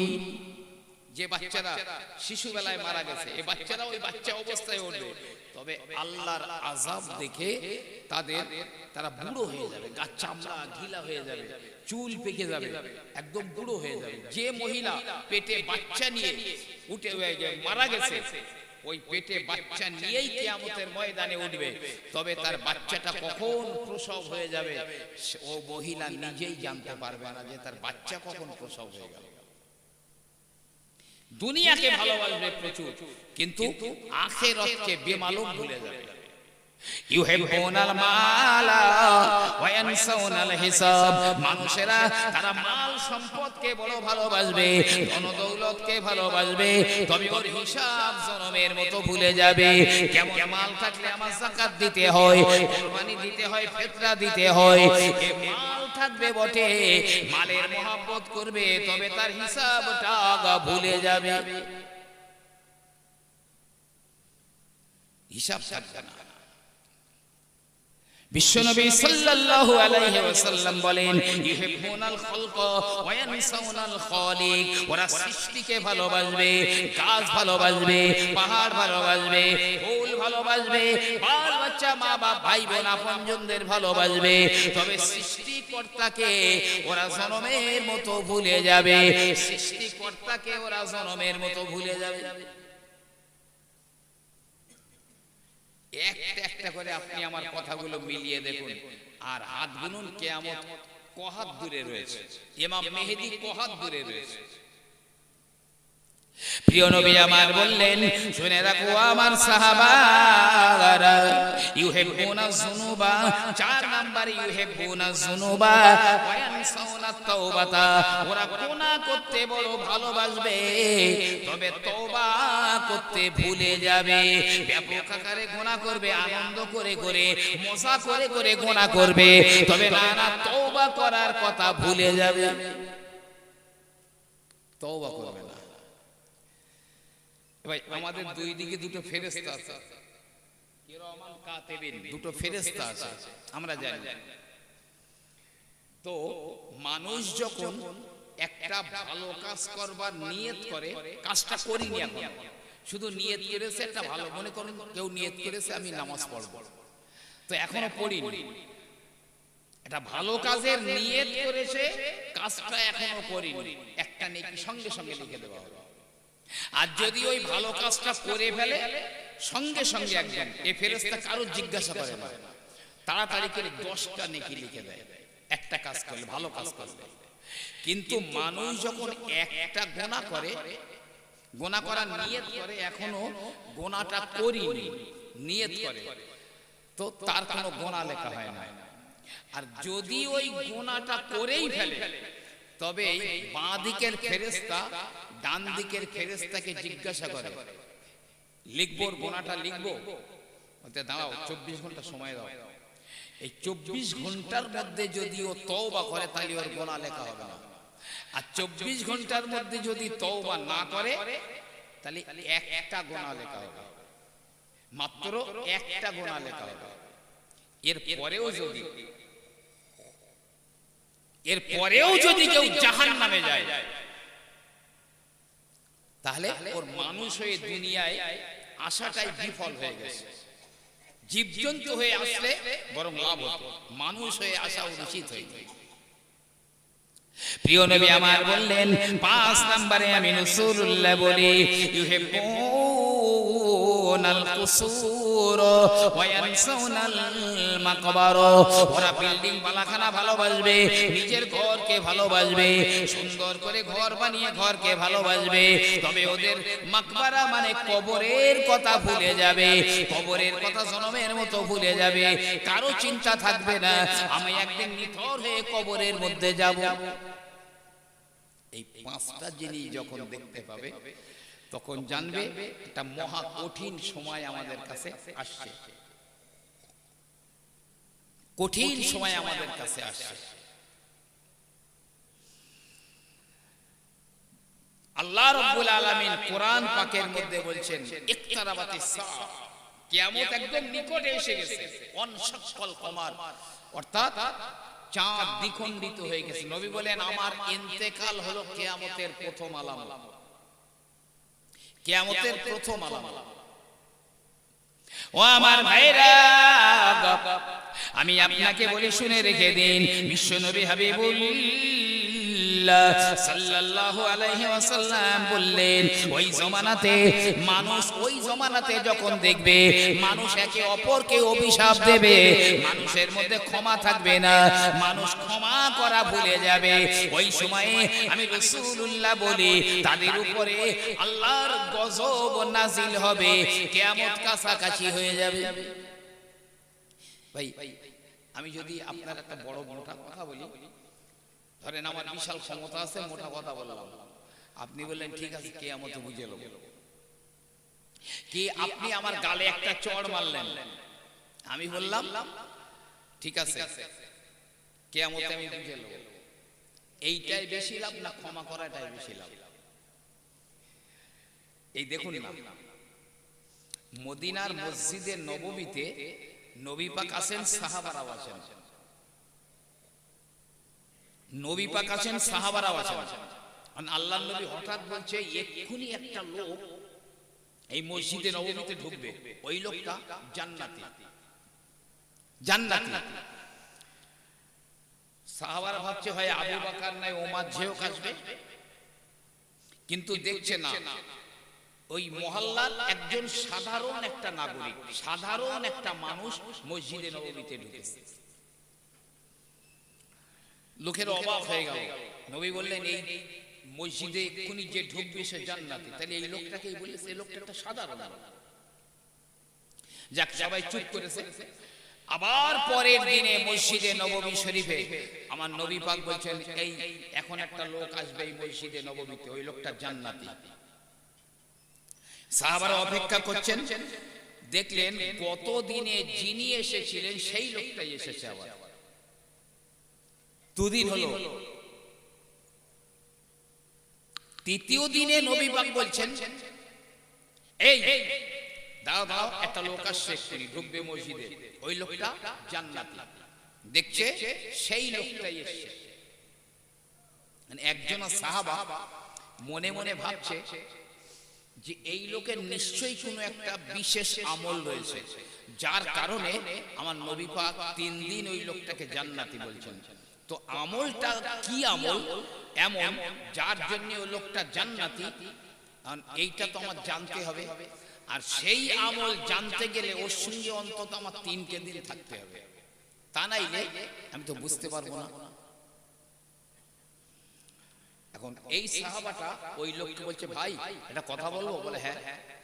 বলছে আমার আব্বার সঙ্গে একটু মন গরমাগরমি হয়েছে, আমি বাড়ি যাব না, তো যদি অনুমতি দেন আমি আপনার বাড়িতে 3 দিন থাকবো, 3 দিন থাকবো। তো হ্যাঁ কোনো অসুবিধা নেই, কোনো ব্যাপার নেই, চলো। এই সাহাবা ওই লোকের সঙ্গে তার বাড়ি গিয়ে 3 দিন আছে। তো 3 দিন দেখছে মানে সাধারণ মানুষ যে আমল করে সেই আমল। তো বলছে আমিও যা করি ও লোকও তাই তাই, স্পেশাল তো কোনো আমল দেখছি না। 3 দিন হয়ে গেল। ভাই আমার বাবাজিরা, আবার ওই সাহাবাটা লোককে ডেকে বলে ও ভাই আমি অভিনয় করেছিলাম আপনার সঙ্গে, আমার আব্বার সঙ্গে আমার মন গরমাগরমি হয়নি, কিন্তু আমি একটা জিনিস দেখলাম আল্লাহর নবী 3 দিন আপনাকে জান্নাতি বলেছেন, তাই আমার মনে হচ্ছিল আপনার মধ্যে কি এমন আমল রয়েছে যে আমলের কারণে বিশ্ব নবী 3 দিন আপনাকে জান্নাতি বলেছেন। ওই আমলটা জানবার জন্য আমি আপনার বাড়ি 3 দিন রয়ে গেলাম, কিন্তু আপনার মধ্যে বিশেষ কোন আমল তো দেখলাম না। আপনি বলবেন সেই বিশেষ আমলটা কি আপনি করেন যে আল্লাহর নবী 3 দিন আপনাকে জান্নাতি বলেছেন? তো বলছে ভাই ওই যা দেখেছো তাই, আমার মধ্যে ওই ছাড়া আর কোনো আমল নেই, তুমি যেটা দেখেছো ওইটাই। সাহাবাটা খুব চিন্তা করছে। তো বললো তাহলে আসি, বিদায় দেন। চলে যাচ্ছে, দেখে বলছে এই শোনো শোনো শোনো, তোমার সঙ্গে একটা কথা বলি, আমল তো অন্য কিছু নেই, তবে আমি যখন রাত্রি বেলা শুতে যাই, শোয়ার আগে আমি বলি আল্লাহ আজ সারাদিন আমার কাছে যে যা যত অন্যায় করেছে আমি সবাইকে মাফ করে দিলাম। আমি এই কাজটা করি প্রত্যেক রাত্রে শোয়ার আগে, বলি আল্লাহ আমার কাছে আজ যে যত অন্যায় করেছে সবার মাফ করে দিলাম। ওই সাহাবাটা বলে ও নবীর সাহাবা, তোমার এই আমলটা এত বড়, এত এত বড় আমল যে আমলটা আল্লাহর নবী ওই আমলটার কারণেই জান্নাতি বলেছেন। আমার আল্লাহ পাকের দরবারে আপনার ওই আমলটা বড় পছন্দ হয়েছে, যার কারণে আমার আল্লাহ পাক এমনি করে আপনার জন্য জান্নাত অবধারিত জিবরাইল আমার নবীকে খবর দিয়েছেন। যদি বলেন কিয়ামতে আদায় করে নেব, লাভ খুব বেশি হবে। কিয়ামতের মহাময়দানে মানুষ কাতারে কাতারে দাঁড়িয়ে যাবে, আল্লাহর ঘোষণাকারীরা বলবেন যাদের আল্লাহর কাছে যাদের পাওনা রয়েছে তারা সবাই উঠে দাঁড়াও, আল্লাহর কাছে যাদের পাওনা রয়েছে তারা তাদের পাওনা নেবার জন্য দাঁড়িয়ে যাও। তো তো বলবে আল্লাহর কাছে আমাদের কি পাওনা থাকতে পারে? বলবে দুনিয়াতে যারা ক্ষমতা থাকা সত্ত্বেও প্রতিশোধ না নিয়ে মানুষকে ক্ষমা করে দিয়েছিল, মানুষ অপরাধ করেছিল তাদেরকে ক্ষমা করে দিয়েছিলেন, আল্লাহর কাছে আজ তাদের পাওনা। আমার আল্লাহ রাব্বুল আলামিন বলবেন যাও যাও, আমি আল্লাহ এই গুণটা ছিল আমার, আমি আল্লাহ ক্ষমা করতে বড় ভালোবাসি, তাই তোমার মধ্যে ওই গুণটা আমি আল্লাহ দিয়েছিলাম, তুমি মানুষকে ক্ষমা করে দিয়েছিলে, এই কারণে আমি আল্লাহ পাক তোমার হিসাব নেব না, তোমরা সবাই আমার দয়ার জান্নাতে চলে যাও। একটু জোরে জোরে বলুন না সুবহানাল্লাহ। ক্ষমা যদি নবী না দেখাতেন ইসলাম আজ এই পর্যন্ত আসতো না, হারগিজ ইসলাম এই পর্যন্ত আসতো না। তো ইমাম মেহেদী আলাইহিস সালাম আসবেন, জানেন যখন সেই মদিনার কথা বলছিলাম, মদিনা মুনাওয়ারাতে যখন ওই রক্তপাত হবে, রক্তের স্রোত বয়ে যাবে, মদিনা থেকে সব পালিয়ে যাবে, ইমাম মেহেদী আলাইহিস সালাম তিনিও মদিনা থেকে বেরিয়ে মক্কা শরীফে চলে আসবেন। তবে তার আগের একটা সিম্পটম বলি, ইমাম মেহেদী যে বছরে বার হবেন তার আগের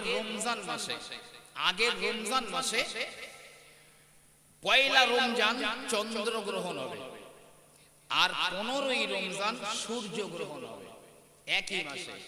তো এরা প্রমাণ করেছে নাসার হিসাব অনুযায়ী যে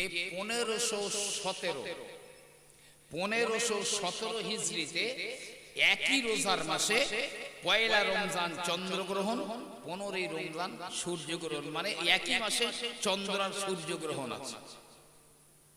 অতএব ওই হিজরিতেই 1517 হিজরিতেই ইমাম মেহেদী আলাইহিস সালাম বার হতে পারেন। তবে আমার চিন্তা ভাবনায় অতদূর পর্যন্ত হয়তো যাবে না, বিশ্ব পরিস্থিতি দেখে মনে হচ্ছে তার আগেই ইমাম মেহেদী এসে যাবে।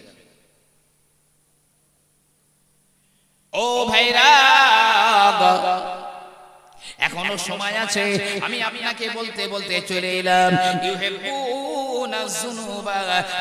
আমার নবী বলেছেন মানুষ মানুষকে ক্ষমা করতে ভুলে যাবে, তবে আল্লাহ বলেন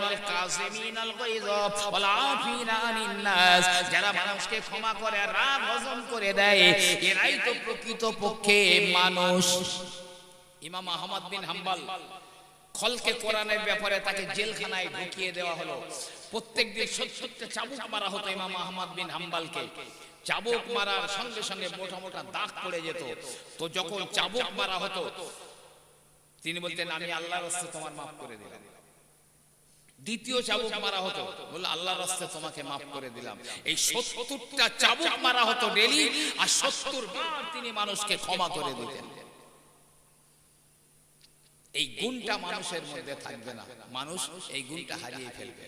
শুনে রাখুন ভাই আমার, বিশ্বনবী হাবিবুল্লাহ বললেন সবচাইতে বড় কথা হলো আমি রাসূলুল্লাহ বললাম ওই জমানায় যখন দেখবে গান আর বাজনার ব্যাপক প্রাদুর্ভাব শুরু হয়ে গেছে, প্রচন্ড পরিমাণ বাদ্যযন্ত্র এবং গান বাজনার ব্যাপক প্রচলন হয়েছে, গায়ক গায়িকাদের সংখ্যা বেড়ে গিয়েছে, আমি আল্লাহর নবী বলি ওই সময়ে আমার একদল উম্মতেরা ওইগুলোকে হালাল বলে মনে করবে, হালাল বলে মনে করবে গান বাজনাকে। ভূমিকম্পে একদল ধসে যাবে, মাটিতে ধ্বংস হয়ে যাবে, আর শেষ দলটার চেহারা শূকর আর বানরের মতো হয়ে যাবে যারা গান বাজনাকে হালাল মনে করে। এমন কি বসিরাটের আল্লামা হুজুর লিখছেন আখেরি জমানায় কিয়ামতের কাছাকাছি সময়ে একদল কারি সাহেব দেখা যাবে।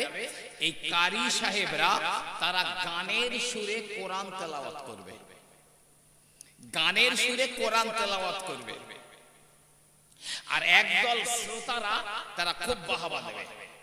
ওহ কি সুন্দর, কি সুন্দর।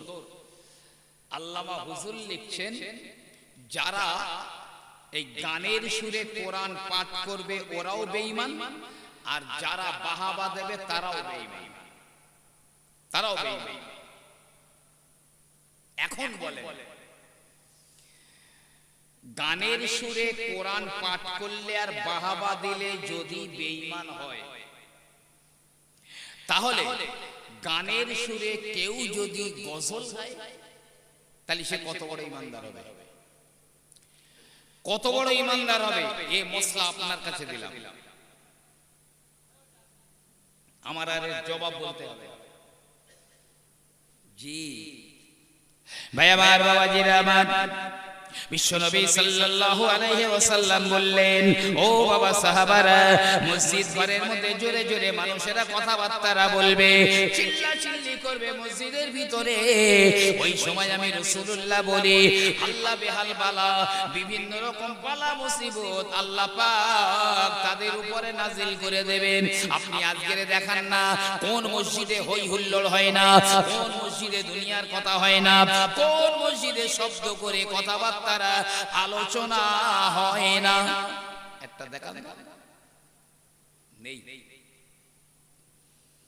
নেই। তবে ভাই একটা কথা মনে রাখেন, হয়তো একটু এখন কষ্ট হচ্ছে, তবে ভারতবর্ষের মুসলমানদের আমার আল্লাহ রাব্বুল আলামিন খুব বেশি কষ্ট দেবেন না।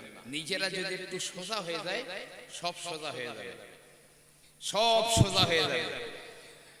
অনেকে ইউটিউবে অনেকে বলেছেন যে 2050 সালে 2050 সালের ভিতরে ভারতবর্ষের প্রতিটা মানুষের পছন্দের ধর্ম হবে ইসলাম। জোরে বলুন সুবহানাল্লাহ। কেন জানেন? প্রথম মানুষ আদম ভারতে নেমেছেন, প্রথম নবী আদম ভারতে নেমেছেন প্রথমে। হাজারে আসওয়াদ কাবার দেয়ালে আছে, ভারতে এসেছে। মুসা নবীর হাতের লাঠি প্রথম আল্লাহ ভারতে পাঠিয়েছেন। যে মাকামে ইব্রাহিম, যে পাথরের উপরে দাঁড়িয়ে ইব্রাহিম আলাইহিস সালাম কাবা পুনর্নির্মাণ করেছিলেন, ভারতে এসে। ঈসা আলাইহিস সালাম ভারতে এসে। শুধু তাই নয়, আপনার কিনা নূহ আলাইহিস সালাম ভারতের জমিনে এসেছেন। আমার নবীও আসতে চেয়েছিলেন। নবী পাকের নূর, নূরে মুহাম্মাদি সর্বপ্রথম এই ভারতের জমিনে এসেছে, অন্য কোথাও আল্লাহ পাঠাননি। তো নূহ নবীর জমানায় যে প্লাবন হয়েছিল, ওই প্লাবনে পৃথিবীর সব দেশ ডুবে গিয়েছিল, কাবার দেয়াল ভেঙে পড়ে গিয়েছিল, নিশ্চিহ্ন হয়ে গিয়েছিল।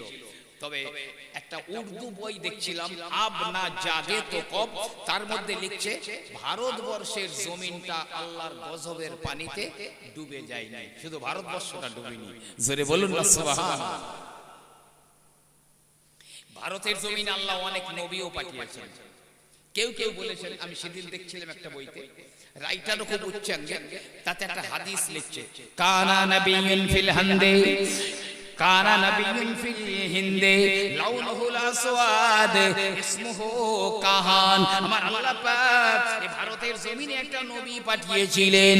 ওই নবীর গায়ের রং ছিল কালো, তার নাম ছিল কাহান। কাহান।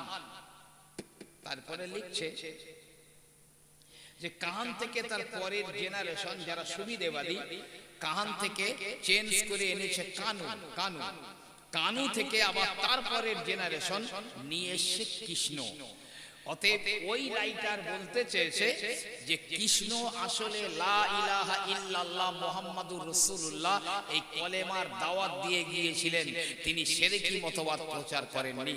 অনেকে ওই কৃষ্ণ তাকে কাহান বলেছেন বা নবী বলেছেন, তবে আমিও জানি না, আল্লাহু আলাম, আল্লাহ ভালো জানেন। বুদ্ধদেবকে অনেকে নবী বলতে চেয়েছেন। যেমন বুদ্ধদেবের শিষ্যরা বলছে, হে বুদ্ধ, আপনার পরে আমরা কার কাছে দীক্ষা নেব? বুদ্ধদেব বলেছিলেন, আমি শেষ বুদ্ধ নই, আমার পরে একজন বুদ্ধ আসছেন, যার নামের প্রথম অক্ষরে ম, শেষের অক্ষরে দ, লিঙ্গের অগ্রাভাগ ছেদন করা থাকবে, আর তিনি গোমাংস ভক্ষণকারী হবেন, তিনি হবেন সেই শেষ বুদ্ধ, তার কাছে দীক্ষা নিও। অতএব এরা বলতে চেয়েছে বুদ্ধদেব লা ইলাহা ইল্লাল্লাহ মুহাম্মাদুর রাসূলুল্লাহ দাওয়াত দিয়েছেন, দাওয়াত দিয়েছেন। আসুন, আমি যে কথা বলতে চাইছিলাম, যুগ জমানা প্রচন্ড খারাপ। ভাই আমার, বাবাজিরা আমার, বিশ্বনবী সাল্লাল্লাহু আলাইহি ওয়াসাল্লাম বললেন, ও বাবা সাহাবারা, আমি রাসূলুল্লাহ বলি ওই জমানার একটা বড় আলামত জেনে রেখে দাও। ওই জমানার কিছু মহিলারা হবে, কিছু নারীদের দেখা যাবে, ওই নারীদের চুলগুলো এমন করে পরিচর্যা করবে, দেখলে উটের পিঠের মতো মনে হবে। তাদের চুলগুলো এমন করে বিন্যাস করবে, দেখলে মনে হবে যেন উটের পিঠ। কাপড় পরবে, কিন্তু তাদেরকে দেহ প্রদর্শনী করবে, দেখলে মনে হবে উলঙ্গ বা উলঙ্গিনী মনে হবে। ওই সময় আমি রাসূলুল্লাহ বলছি, তোমাদের উপরে প্রচন্ড আকারে আল্লাহ বালা মুসিবত নাজিল করবেন। বিশ্বনবী আমার বললেন, তোমাদের উপরে এমন এমন গজব নাজিল হয়ে যাবে যা তোমাদের বাপ দাদারা আগে শোনেনি, তোমাদের বাপ দাদারা জীবনে কখনো শোনেনি। এমন এমন রোগগুলো আসবে। যাই হোক, আমি ইমাম মেহেদীর কথা বলছিলাম। ইমাম মেহেদী মক্কার জমিনে চলে আসবে। তখন মক্কায় ওই রকম প্রত্যেকটা মানুষের মুখে মুখে থাকবে যে ইমাম মেহেদীর এখন বড় প্রয়োজন ছিল। আর যে যুগে দেখবেন যে ইমাম মেহেদীর কথা প্রায় লোকের মুখে মুখে, ঠিক ইমাম মেহেদী আসার সময় তখন হয়ে গেছে।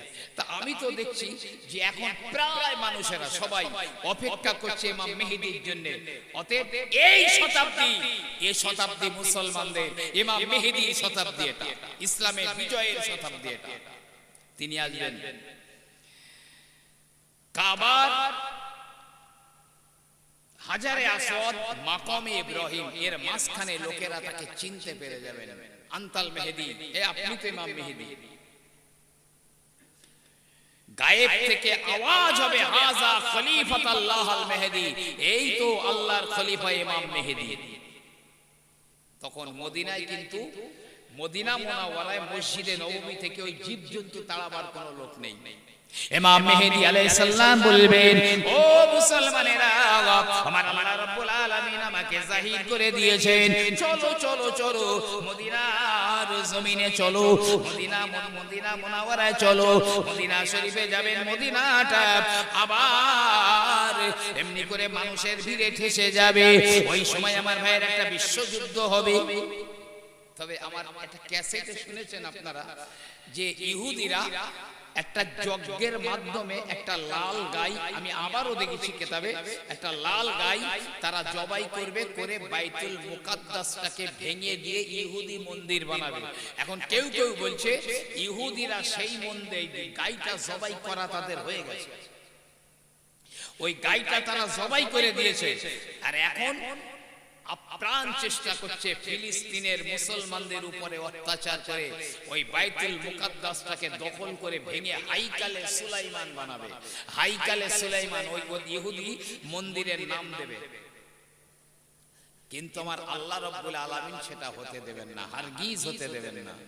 ঠিক ইমাম মেহেদী আলাইহিস সালাম আসবার ঠিক আগের পিরিয়ডে মুসলমানরা তারা জিহাদ করে বাইতুল মুকাদ্দাসটাকে তারা জয় করে নেবেন। ইমাম মেহেদী এসে দেখবেন বাইতুল মুকাদ্দাসটা জয় হয়ে গেছে। জি আমার ভাইরা বাবাজিরা, মন দিয়ে শুনে রেখে দিন, বিশ্বনবী হাবিবুল্লাহ সাল্লাল্লাহু আলাইহি ওয়াসাল্লাম বললেন, ও বাবারা বাবারা বাবারা, আমি রাসূলুল্লাহ বলি শুনে রেখে দাও, এমন একদিন আসবে খানায়ে কাবাটা ভেঙে ফেলে দেবে এক অত্যাচারী বাদশা। নবী বলেন, আমি এখনো তাকে দেখতে পাচ্ছি। ওই ব্যক্তি, তার নাম কি, তার বাপের নাম কি, কোন বংশের মানুষ, আমি রাসূলুল্লাহ এখন দেখতে পাচ্ছি। বিশ্বনবী আমার বললেন, কপালটা উঁচু হবে, গায়ের রং কালো হবে, হাতগুলো সরু সরু হবে, সে হাবশী বংশোদ্ভূত হবে। ওই লোকটাকে আমি দেখছি হাফ প্যান্ট পরা, ও কাবার দেয়াল ভেঙে দিয়ে কাবার একটা একটা করে ইটগুলো খসিয়ে কাবার ধন সম্পদগুলো লুটপাট করে নিয়ে যাচ্ছে। মুসনাদে আহমদ শরীফে এই হাদিসটা পাবেন। তাহলে ততদিন কিয়ামত হবে না যতদিন না পর্যন্ত কাবা ভেঙে না দেওয়া হবে। ইমাম মেহেদী আলাইহিস সালাম আসলেন। ইমাম মেহেদী আলাইহিস সালাম আসবার পরে হযরতে নবী ঈসা আলাইহিস সালাম আসবেন। দামেস্কের জামে মসজিদের পূর্ব দিকের সাদা মিনারের উপরে নামবেন। এই সিম্পটম গুলো মনে রাখুন। তবে আমার চিন্তায় আজ আমাদের যে বাচ্চারা ছোট ছোট, এদের জমানাতে হয়তো এরা ইমাম মেহেদী আলাইহিস সালামকে দেখতে পাবে, আমার চিন্তায়। তো ইমাম মেহেদী আলাইহিস সালাম তিনি মেম্বারের মধ্যে দাঁড়িয়ে গেছেন, পিছনে একামতও দেওয়া হয়ে গেছে, নামাজ শুরু হবে, ফজরের নামাজ। ইতিমধ্যে সংবাদ পাওয়া যাবে ঈসা আলাইহিস সালাম আসমান থেকে নেমে এসেছেন। মুসলমানেরা ধরাধরি করে ঈসা নবীকে নামিয়ে নিয়ে আসবেন। দেখবেন তার এই চুলের সামনের দিক থেকে টপ টপ করে তখনও পানি পড়ছে, একটা সাদা থান তার গায়ে দেওয়া আছে, একটা পরা আছে। ঈসা নবী নেমে আসবেন। ইমাম হযরত মেহেদী আলাইহিস সালাম বলবেন, ও নবী ঈসা, আপনি আসেন, আপনি ইমামতি করুন। কিন্তু তিনি বলবেন, না, আপনি হলেন উম্মতে মুহাম্মাদি, আমার ইমামত তো আপনার জন্য দেওয়া হয়েছে। সঙ্গে সঙ্গে তিনি বলবেন, আপনি নামাজটা আদায় করিয়ে দিন। ইমাম মেহেদীর নেতৃত্বে নামাজ আদায় করা হয়ে যাবে। ইমাম মেহেদী মসজিদে নামাজ পড়ে বলবেন, দরজা খুলে দাও। মসজিদের দরজাখানা খুলে দেওয়া হবে। জানি না তখন হয়তো মসজিদের দরজা বন্ধ করা হবে। যেমন এই অনেক অনেক মসজিদে দেখা যাচ্ছে নামাজ পড়ছে, গুলি করে বোমা মেরে কত মানুষকে, মুসল্লিকে শহীদ করে দিচ্ছে। এই তো বিহারে বিজেপি জিতবার পরে বিজয় মিছিল, আজকের পেপারে মনে দিয়েছে, বিজয় মিছিল হচ্ছে, একটা মসজিদে ভাঙচুর করে অনেক মুসল্লিদের মারপিট করে সব চিকিৎসা হচ্ছে। তো ইমাম মেহেদী বলবেন, এই ঈসা নবী বলবেন, মসজিদের দরজা এবার খুলে দাও। মসজিদের দরজা খুলে দেওয়া হবে। মসজিদের দরজা খুলে দেখা যাবে দাজ্জাল তো দাঁড়িয়ে রয়েছে, দাজ্জালের ৭০,০০০ সৈন্যরা দাঁড়িয়ে রয়েছে। মসজিদের দরজা খুলে দেখতে পাবে। তবে ঈসা নবী আলাইহিস সালামের এই চোখের দৃষ্টিতে আল্লাহ একটা গুরুত্ব রেখেছেন। এই চোখের দৃষ্টি যত দূর পর্যন্ত যাবে, তত দূরের মধ্যে কোনো কাফের যদি থাকে, পানিতে, রসূল বলছেন, পানিতে লবণ দিলে লবণ যেমন গলে গলে শেষ হয়ে যায়, ঈসা নবীর দৃষ্টিতে কাফেররা লবণের মতো গলে গলে সব শেষ হয়ে যাবে। জোরে বলেন সুবহানাল্লাহ, একটা বেঈমানও থাকবে না। তো ঈসা নবী যখন দাজ্জাল বাহিনীর দিকে নজর দেবেন, এর আগে তো ব্যাপক অত্যাচার করেছে 40 দিন ধরে দাজ্জাল। 40 দিন ধরে গোটা পৃথিবী ঘুরেছে। প্রথম দিনটা 1 বছর, দ্বিতীয় দিনটা 1 মাস, তৃতীয় দিনটা 1 সপ্তাহ, বাকি দিনটা এরকম ছোট দিন, 40 দিন ঘুরেছে। ঘুরে ওখানে এসে আর ঈসা নবীর চোখের দৃষ্টিতে দাজ্জাল বাহিনীগুলো সব গলে গলে শেষ হয়ে যাচ্ছে, দাজ্জাল দৌড়ে পালিয়ে যাচ্ছে।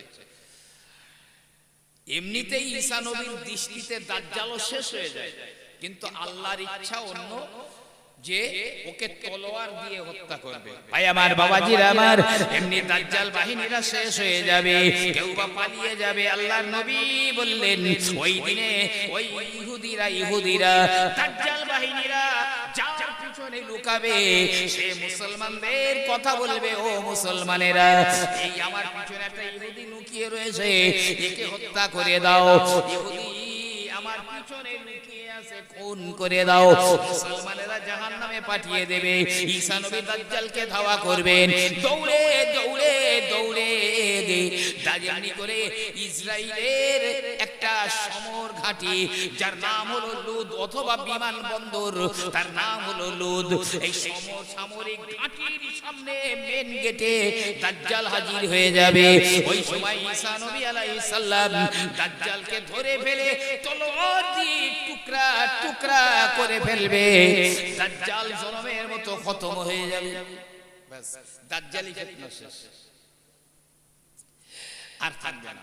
এখন দাজ্জাল চলে গেল, এরপরে আসবে, আপনারা শুনেছেন, ইয়াজুজ মাজুজ।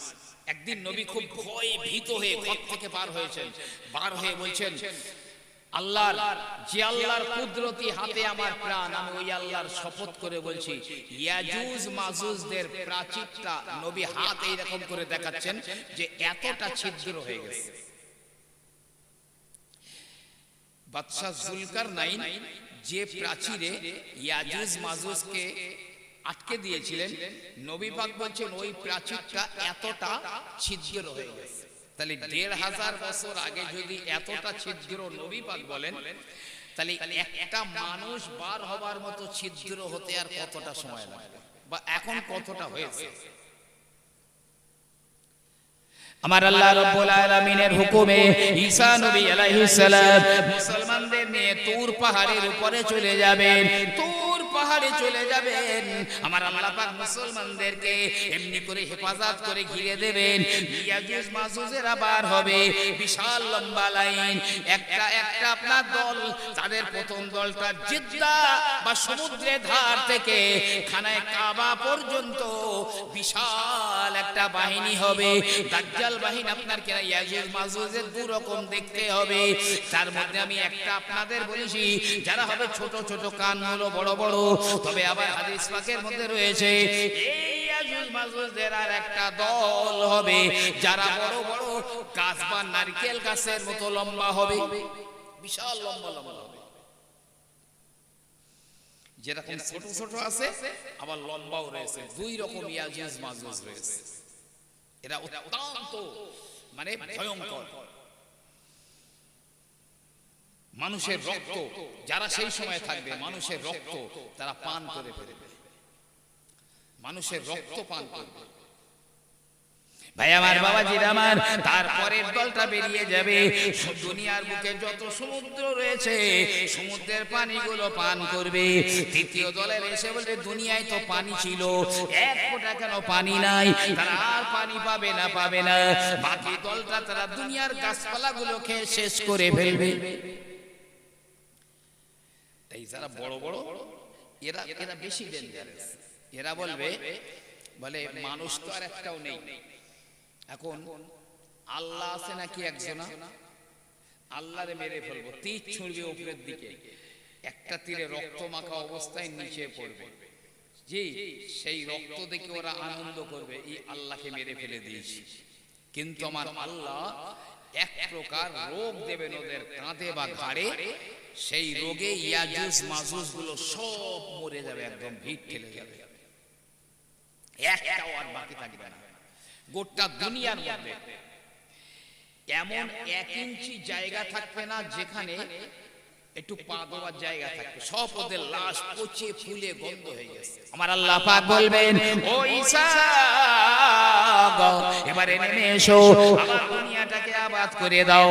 ঈসা নবী আলাইহিস সালাম মুসলমানদের নিয়ে নেমে আসবেন দুনিয়ায়, কিন্তু না না, আল্লাহর কাছে দোয়া করবেন, আল্লাহ পাক এই দুর্গন্ধ লাশগুলো বার করে দাও আল্লাহ।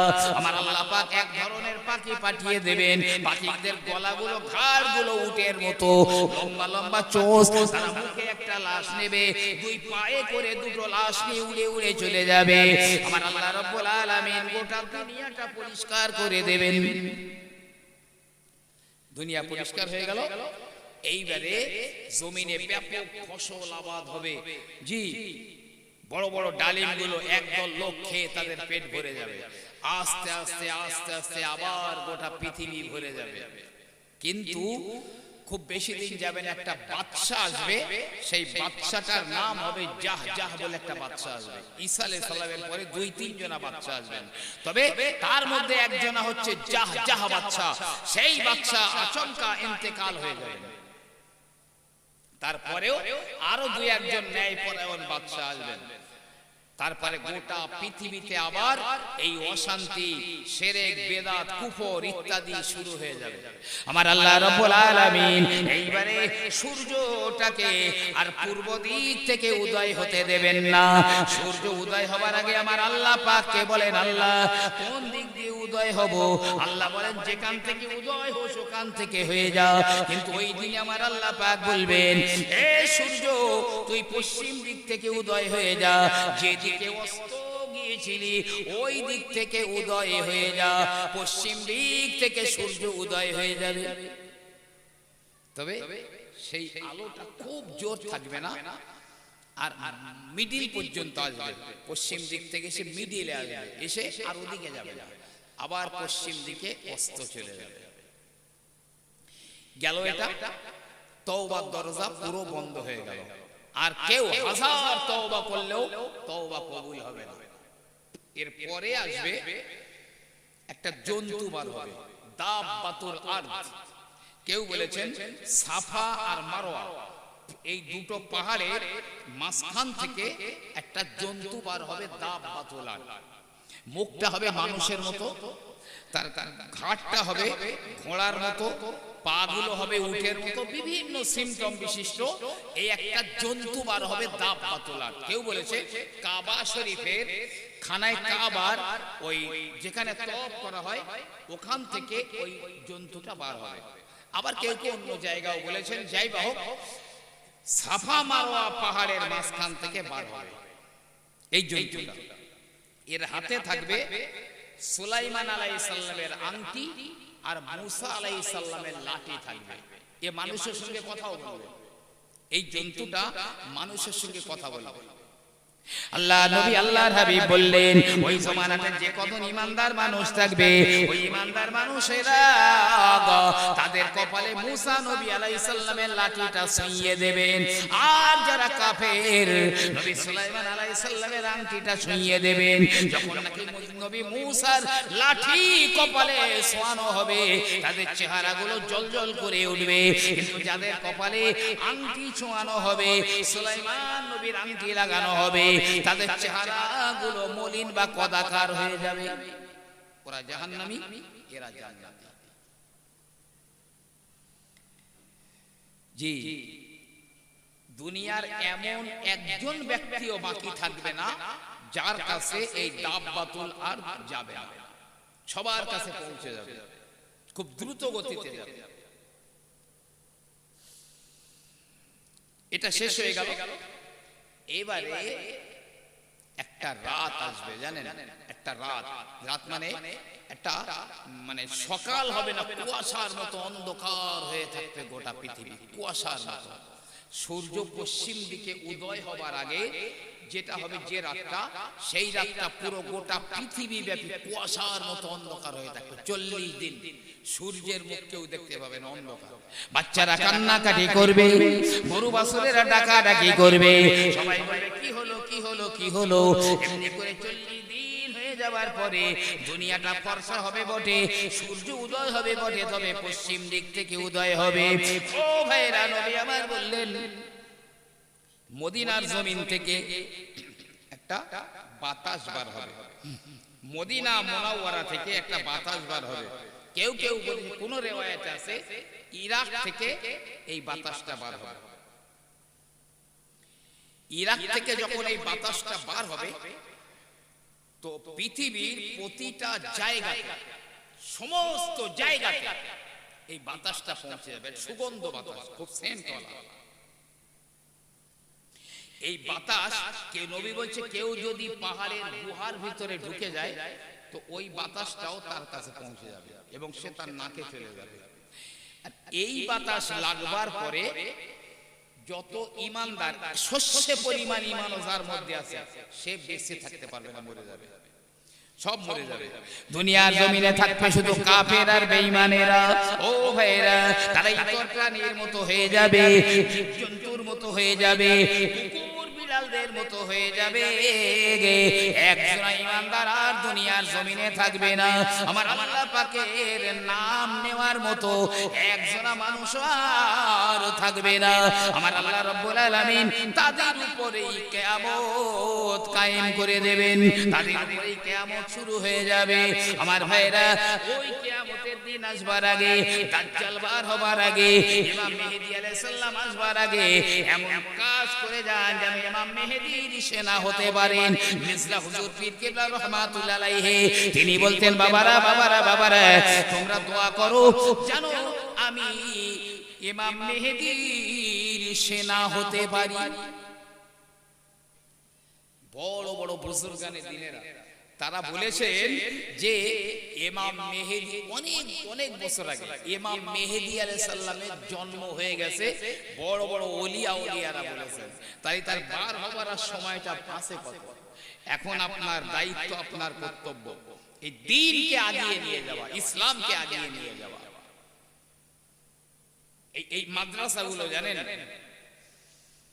আপনারা কল্পনা করতে পারবেন না, নিশ্চয়ই হয়তো নেটের মাধ্যমে আপনারা শুনেছেন, আমি তবু আপনাদেরকে কথাটা বলছি, মনে রাখুন। এই দাজ্জালি ফিতনার যুগে আমল তো যা করতেছি সে বলবার মতন না। তবে যদি মাদ্রাসাগুলোর সঙ্গে মসজিদগুলোর সঙ্গে সম্পর্ক থাকে, ওই ওসিলাতে আমার আল্লাহ রাব্বুল আলামিন অবশ্যই নাজাত করে দেবেন। আপনার মনের কোনো আশা অপূর্ণ থাকবে না। আমার ক্যাসেটে ওয়াজে শুনেছেন আপনারা, পীর জুলফিকার আহমদ সাহেব তার খুতবাতে জুলফিকারের মধ্যে লিখেছেন, মাওলানা ইউনুস সাহেব পালানপুরি তিনি আহলে দিলকে তড়পা দেনে वाले ওয়াকিয়া তার মধ্যেও লিখেছেন। একটা ছেলে তলিবুল ইলম, আরে তলিবুল ইলম তো শুধু ছেলেরা হতে পারে না, মেয়েরাও হতে পারে।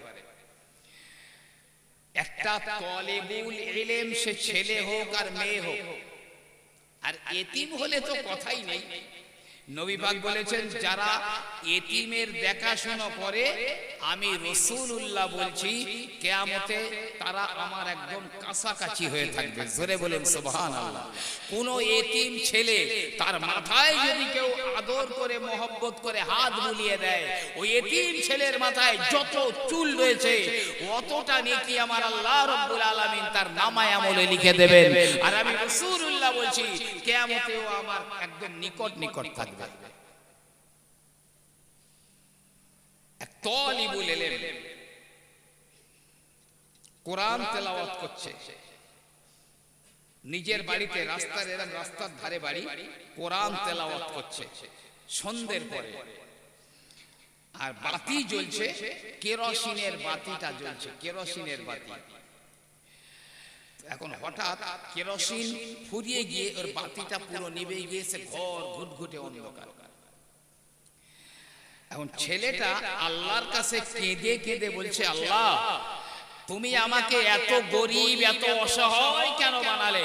আমার কাছে একটা পয়সা নেই যে আমি আল্লাহ এই কেরোসিন কিনে বাতি জ্বালিয়ে আবার তোমার কোরআন তেলাওয়াত করব, এরকম একটা পয়সাও নেই আমার কাছে। আল্লাহর কাছে এইরকম ভাবে কাঁদছে।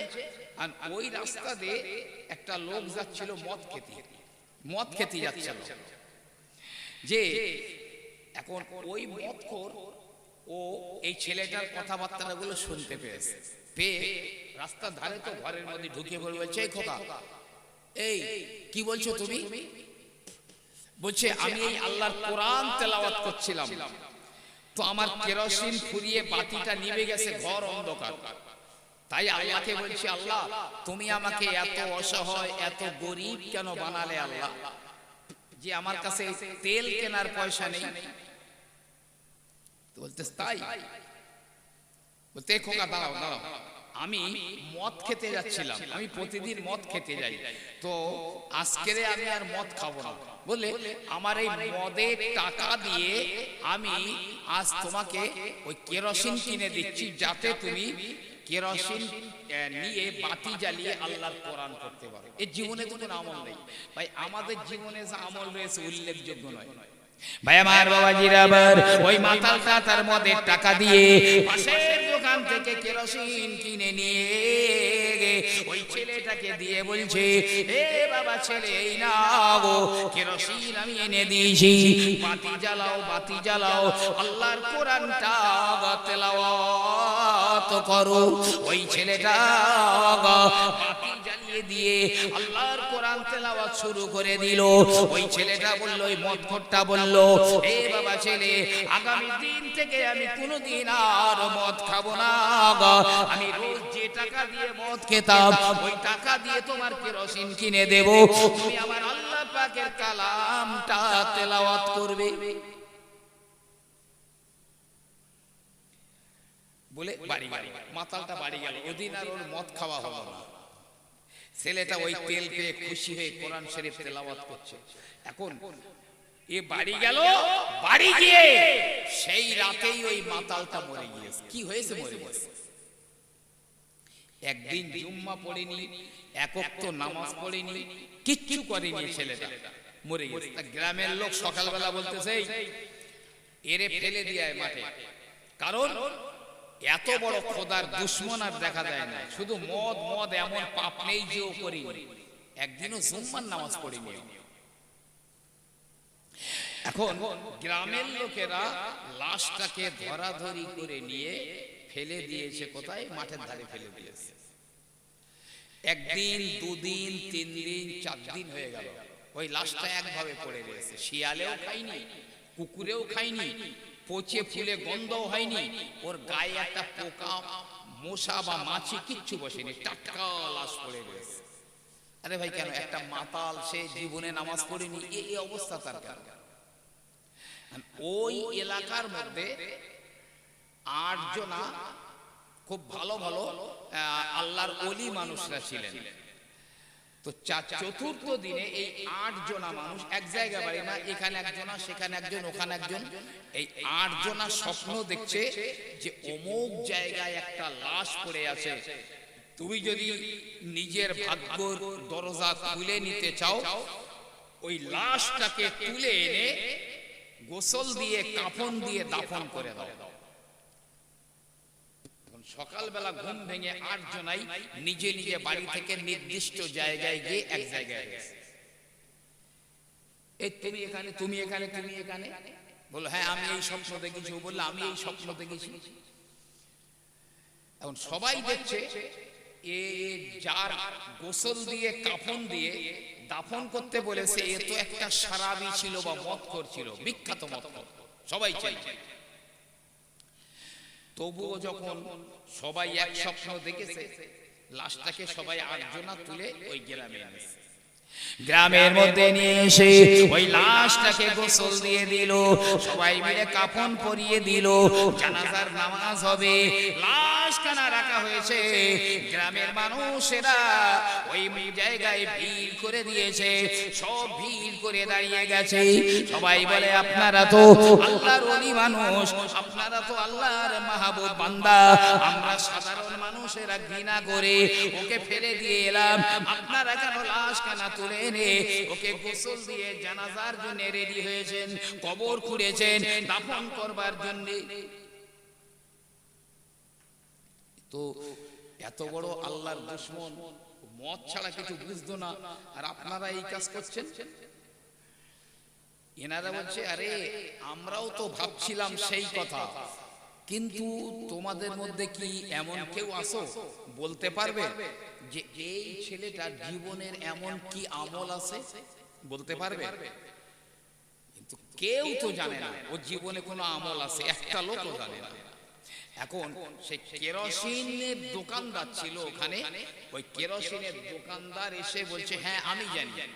কি বলছে? এই ছেলেটা যে রাত্রে মারা গিয়েছিল, সেই রাত্রে একজন তলিবুল ইলমকে ও আল্লাহর কালাম পড়বার জন্য কেরোসিন কিনে দিয়েছিল, তাও ওর মদের টাকা দিয়ে। এই কাজটা করেছিল আমি জানি, আমার দোকান থেকে কেরোসিন নিয়েছিল। সেই তলিবুল ইলমটা আস্তে আস্তে এসে বলছে হুজুর আমি সেই তলিবুল ইলম হতভাগা, আমার ওই কেরোসিন কিনে দিয়েছিল ওর মদ খাওয়া টাকা দিয়ে, ওই রাত্রেও মদ খাইনি, আর আমার কাছে ওয়াদা করেছিল যে আগামী কোনোদিন আর মদ খাবে না, ওই টাকা দিয়ে আমার কেরোসিন কিনে দেবে। এই 8 জনা তখন চিন্তা করলো যে যদি ওর জীবনের কোনো ভালো আমল নেই, তবুও ও যে রাত্রে মারা গেছে ওই রাত্রের ওই আমলটা আমার আল্লাহ পাকের দরবারে এমন ভাবে কবুল হয়ে গেছে যে আমার আল্লাহ রাব্বুল আলামিন ওর প্রতি খুশি হয়ে গেছে। জানাজা নামাজ পড়া হয়ে গেল, লাশ দাফন দাফন করা হয়ে গেল। রাতের বেলা ওই 8 জনা স্বপ্ন দেখে, ওই কেরোসিনের দোকানদার স্বপ্ন দেখে, ওই তালিবুল ইলম স্বপ্ন দেখে বিশ্ব নবী হাবিবুল্লাহ মদিনা মুনাওয়ারা রওজা শরীফের ভিতরে আল্লাহর নবী বসে রয়েছেন। এমনি করে আর ওই ছেলেটা, ওই মদখোর ছেলেটা আমার রাসূলুল্লাহর পাশে আরেকটা সিংহাসনে বসে রয়েছে। একটু জোরে জোরে বলুন না সুবহানাল্লাহ। এরা অবাক। নবী বলছে, অবাক হয়ে যাচ্ছ তোমরা, অবাক হয়ে যাচ্ছ যে এ তো মদখোর ছিল, মাতাল ছিল, তো এত বড় দরজা পেল কিভাবে? ও মদ খেত ঠিকই, পাপী ঠিকই, সব ঠিক, কিন্তু যে রাতে ও মরে গিয়েছিল একজন তালিবুল ইলমকে আল্লাহর কালাম পড়বার জন্য ওর মদের টাকা দিয়েই কেরোসিন কিনে দিয়েছিল, আগামী দিনেও দেবে বলেছিল। এতটুকু রসিলায় আমার আল্লাহ পাক ওর জীবনের तमाम গুনাহগুলো maaf করে দিয়েছেন। আমার আল্লাহ পাক জান্নাতের 70 খানা হুরের সঙ্গে ওর বিবাহ পড়িয়ে দিয়েছেন। আর আমি রাসূলুল্লাহর দরবারে আসবার সৌভাগ্য লাভ করেছে। ও বাবা, ওই আমলটা আমার আল্লাহর কাছে এত পছন্দনীয় হয়েছে, একটু জোরে জোরে বলুন না সুবহানাল্লাহ। দেখলেন, এই মহিলা মেয়েদের মাদ্রাসা, এই মাদ্রাসাটা হলো মেয়েদের মাদ্রাসা। মা যদি ভালো হয় তার সন্তান ভালো হতেই হবে, মা যদি দিনদার হয় তার বাচ্চা দিনদার হতেই হবে। এই যেমন আমি একটা উদাহরণ বলছি আপনাকে, তবে তার আগে খুব উচ্চ আওয়াজে একবার দরুদ শরীফ পড়েন, আল্লাহুম্মা সাল্লি আলা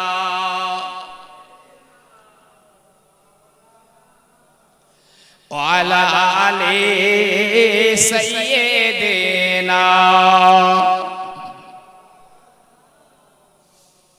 जुम कर नाते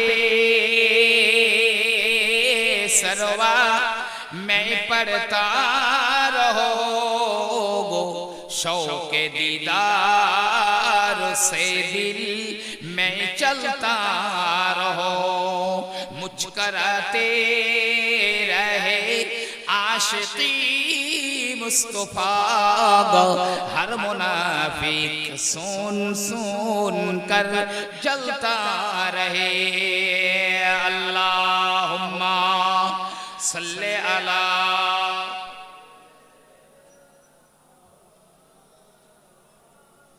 वाला आले सय्यिदिना। ভাই বসিরহাটের আল্লামা রুহুল আমিন হুজুর রহমাতুল্লাহ আলাইহি বাম হাত ছিলেন মাওলানা বজলুর রহমান দরগাপুরি সাহেব। খোলাপোতায় মজার আছে, আপনারা অনেকেই জানেন। 7ই চৈত্র ইসালে সওয়াব হয়। জবরদস্ত আল্লাহর ওলি ছিলেন। কেমন ছিলেন জানেন? উনি তো পিরান পরতেন, সুন্নতি জামা পরতেন। তো তিনি এত ইমানের জোর ছিল তার, যখন বিধানসভায় গিয়েছেন তা বলছে, এই দরগাপুরি, এই দরগাপুরি তোমার জামাটা একটু ছোট করে আনো, জামাটা বড় হয়ে গেছে। তো দরগাপুরি সাহেব হুজুর বলছেন, বাড়ি এসে যে বেঈমানেরা এ কথা বলার সাহস পেল কিভাবে? নিশ্চয়ই মনে হয় আমার জামাটা ছোট হয়ে গেছে। উনি তো এই পর্যন্ত জামা পরতেন, হাঁটুর নিচে পর্যন্ত। তো বলতেছে বেঈমানেরা আমাকে এই কথা বলার সাহস পেল কিভাবে যে জামাটা ছোট করে এসে?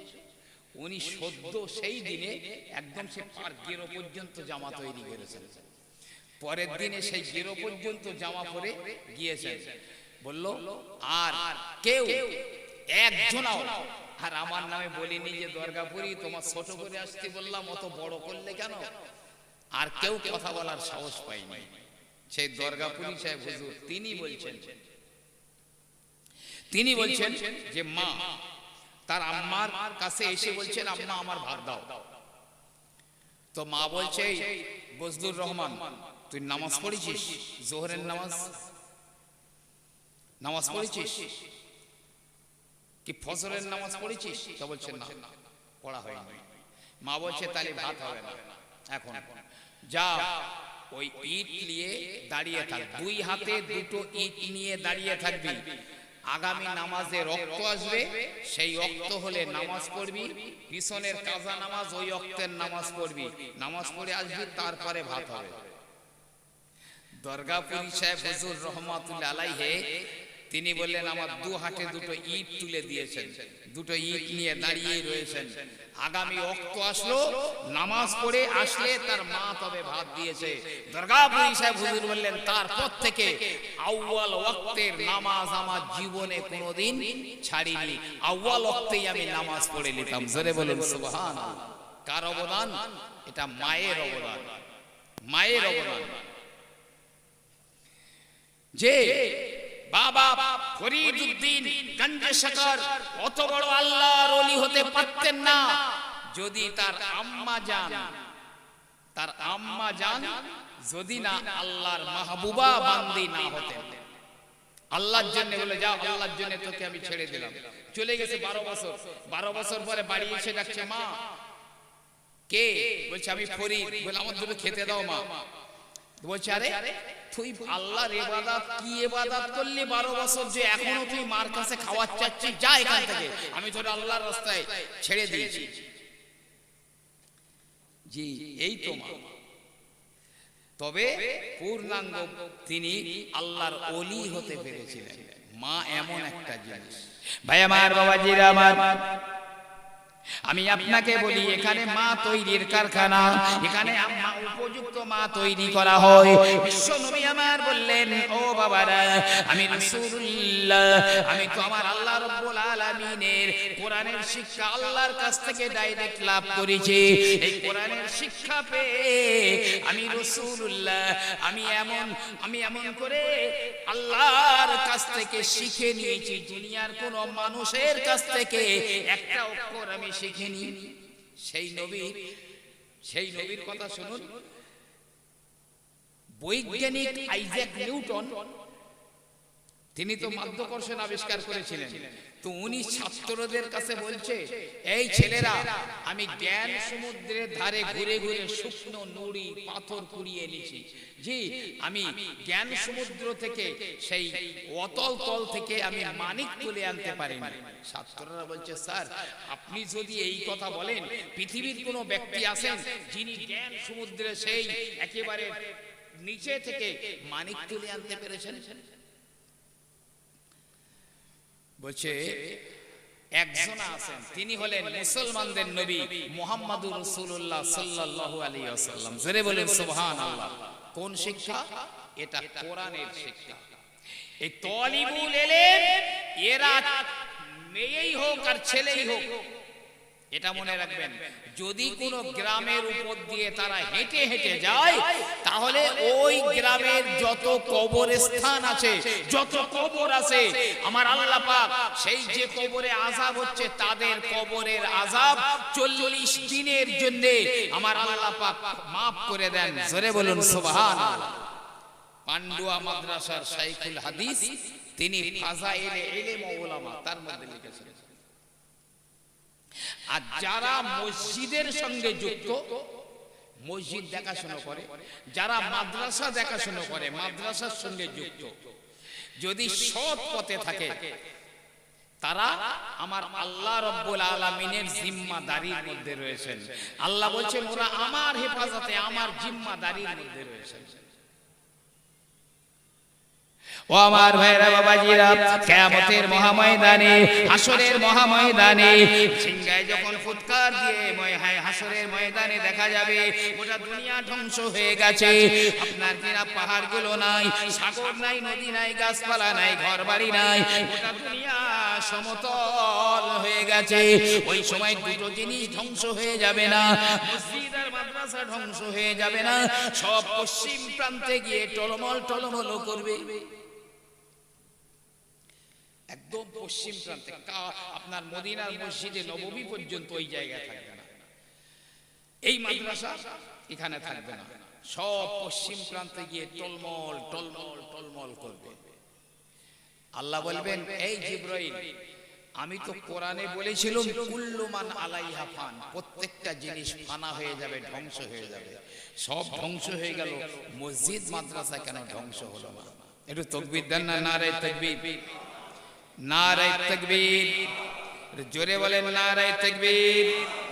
সিলসিলায়ে ফুরফুরা শরীফ, সিলসিলায়ে ফুরফুরা শরীফ, সিলসিলায়ে মুসাদ্দেদে জামান, সিলসিলায়ে মুসাদ্দেদে জামান, আওলাদে মুসাদ্দেদে জামান, নারায়ে তাকবীর। একটু দুরূদ শরীফ, আল্লাহুম্মা সাল্লি আলা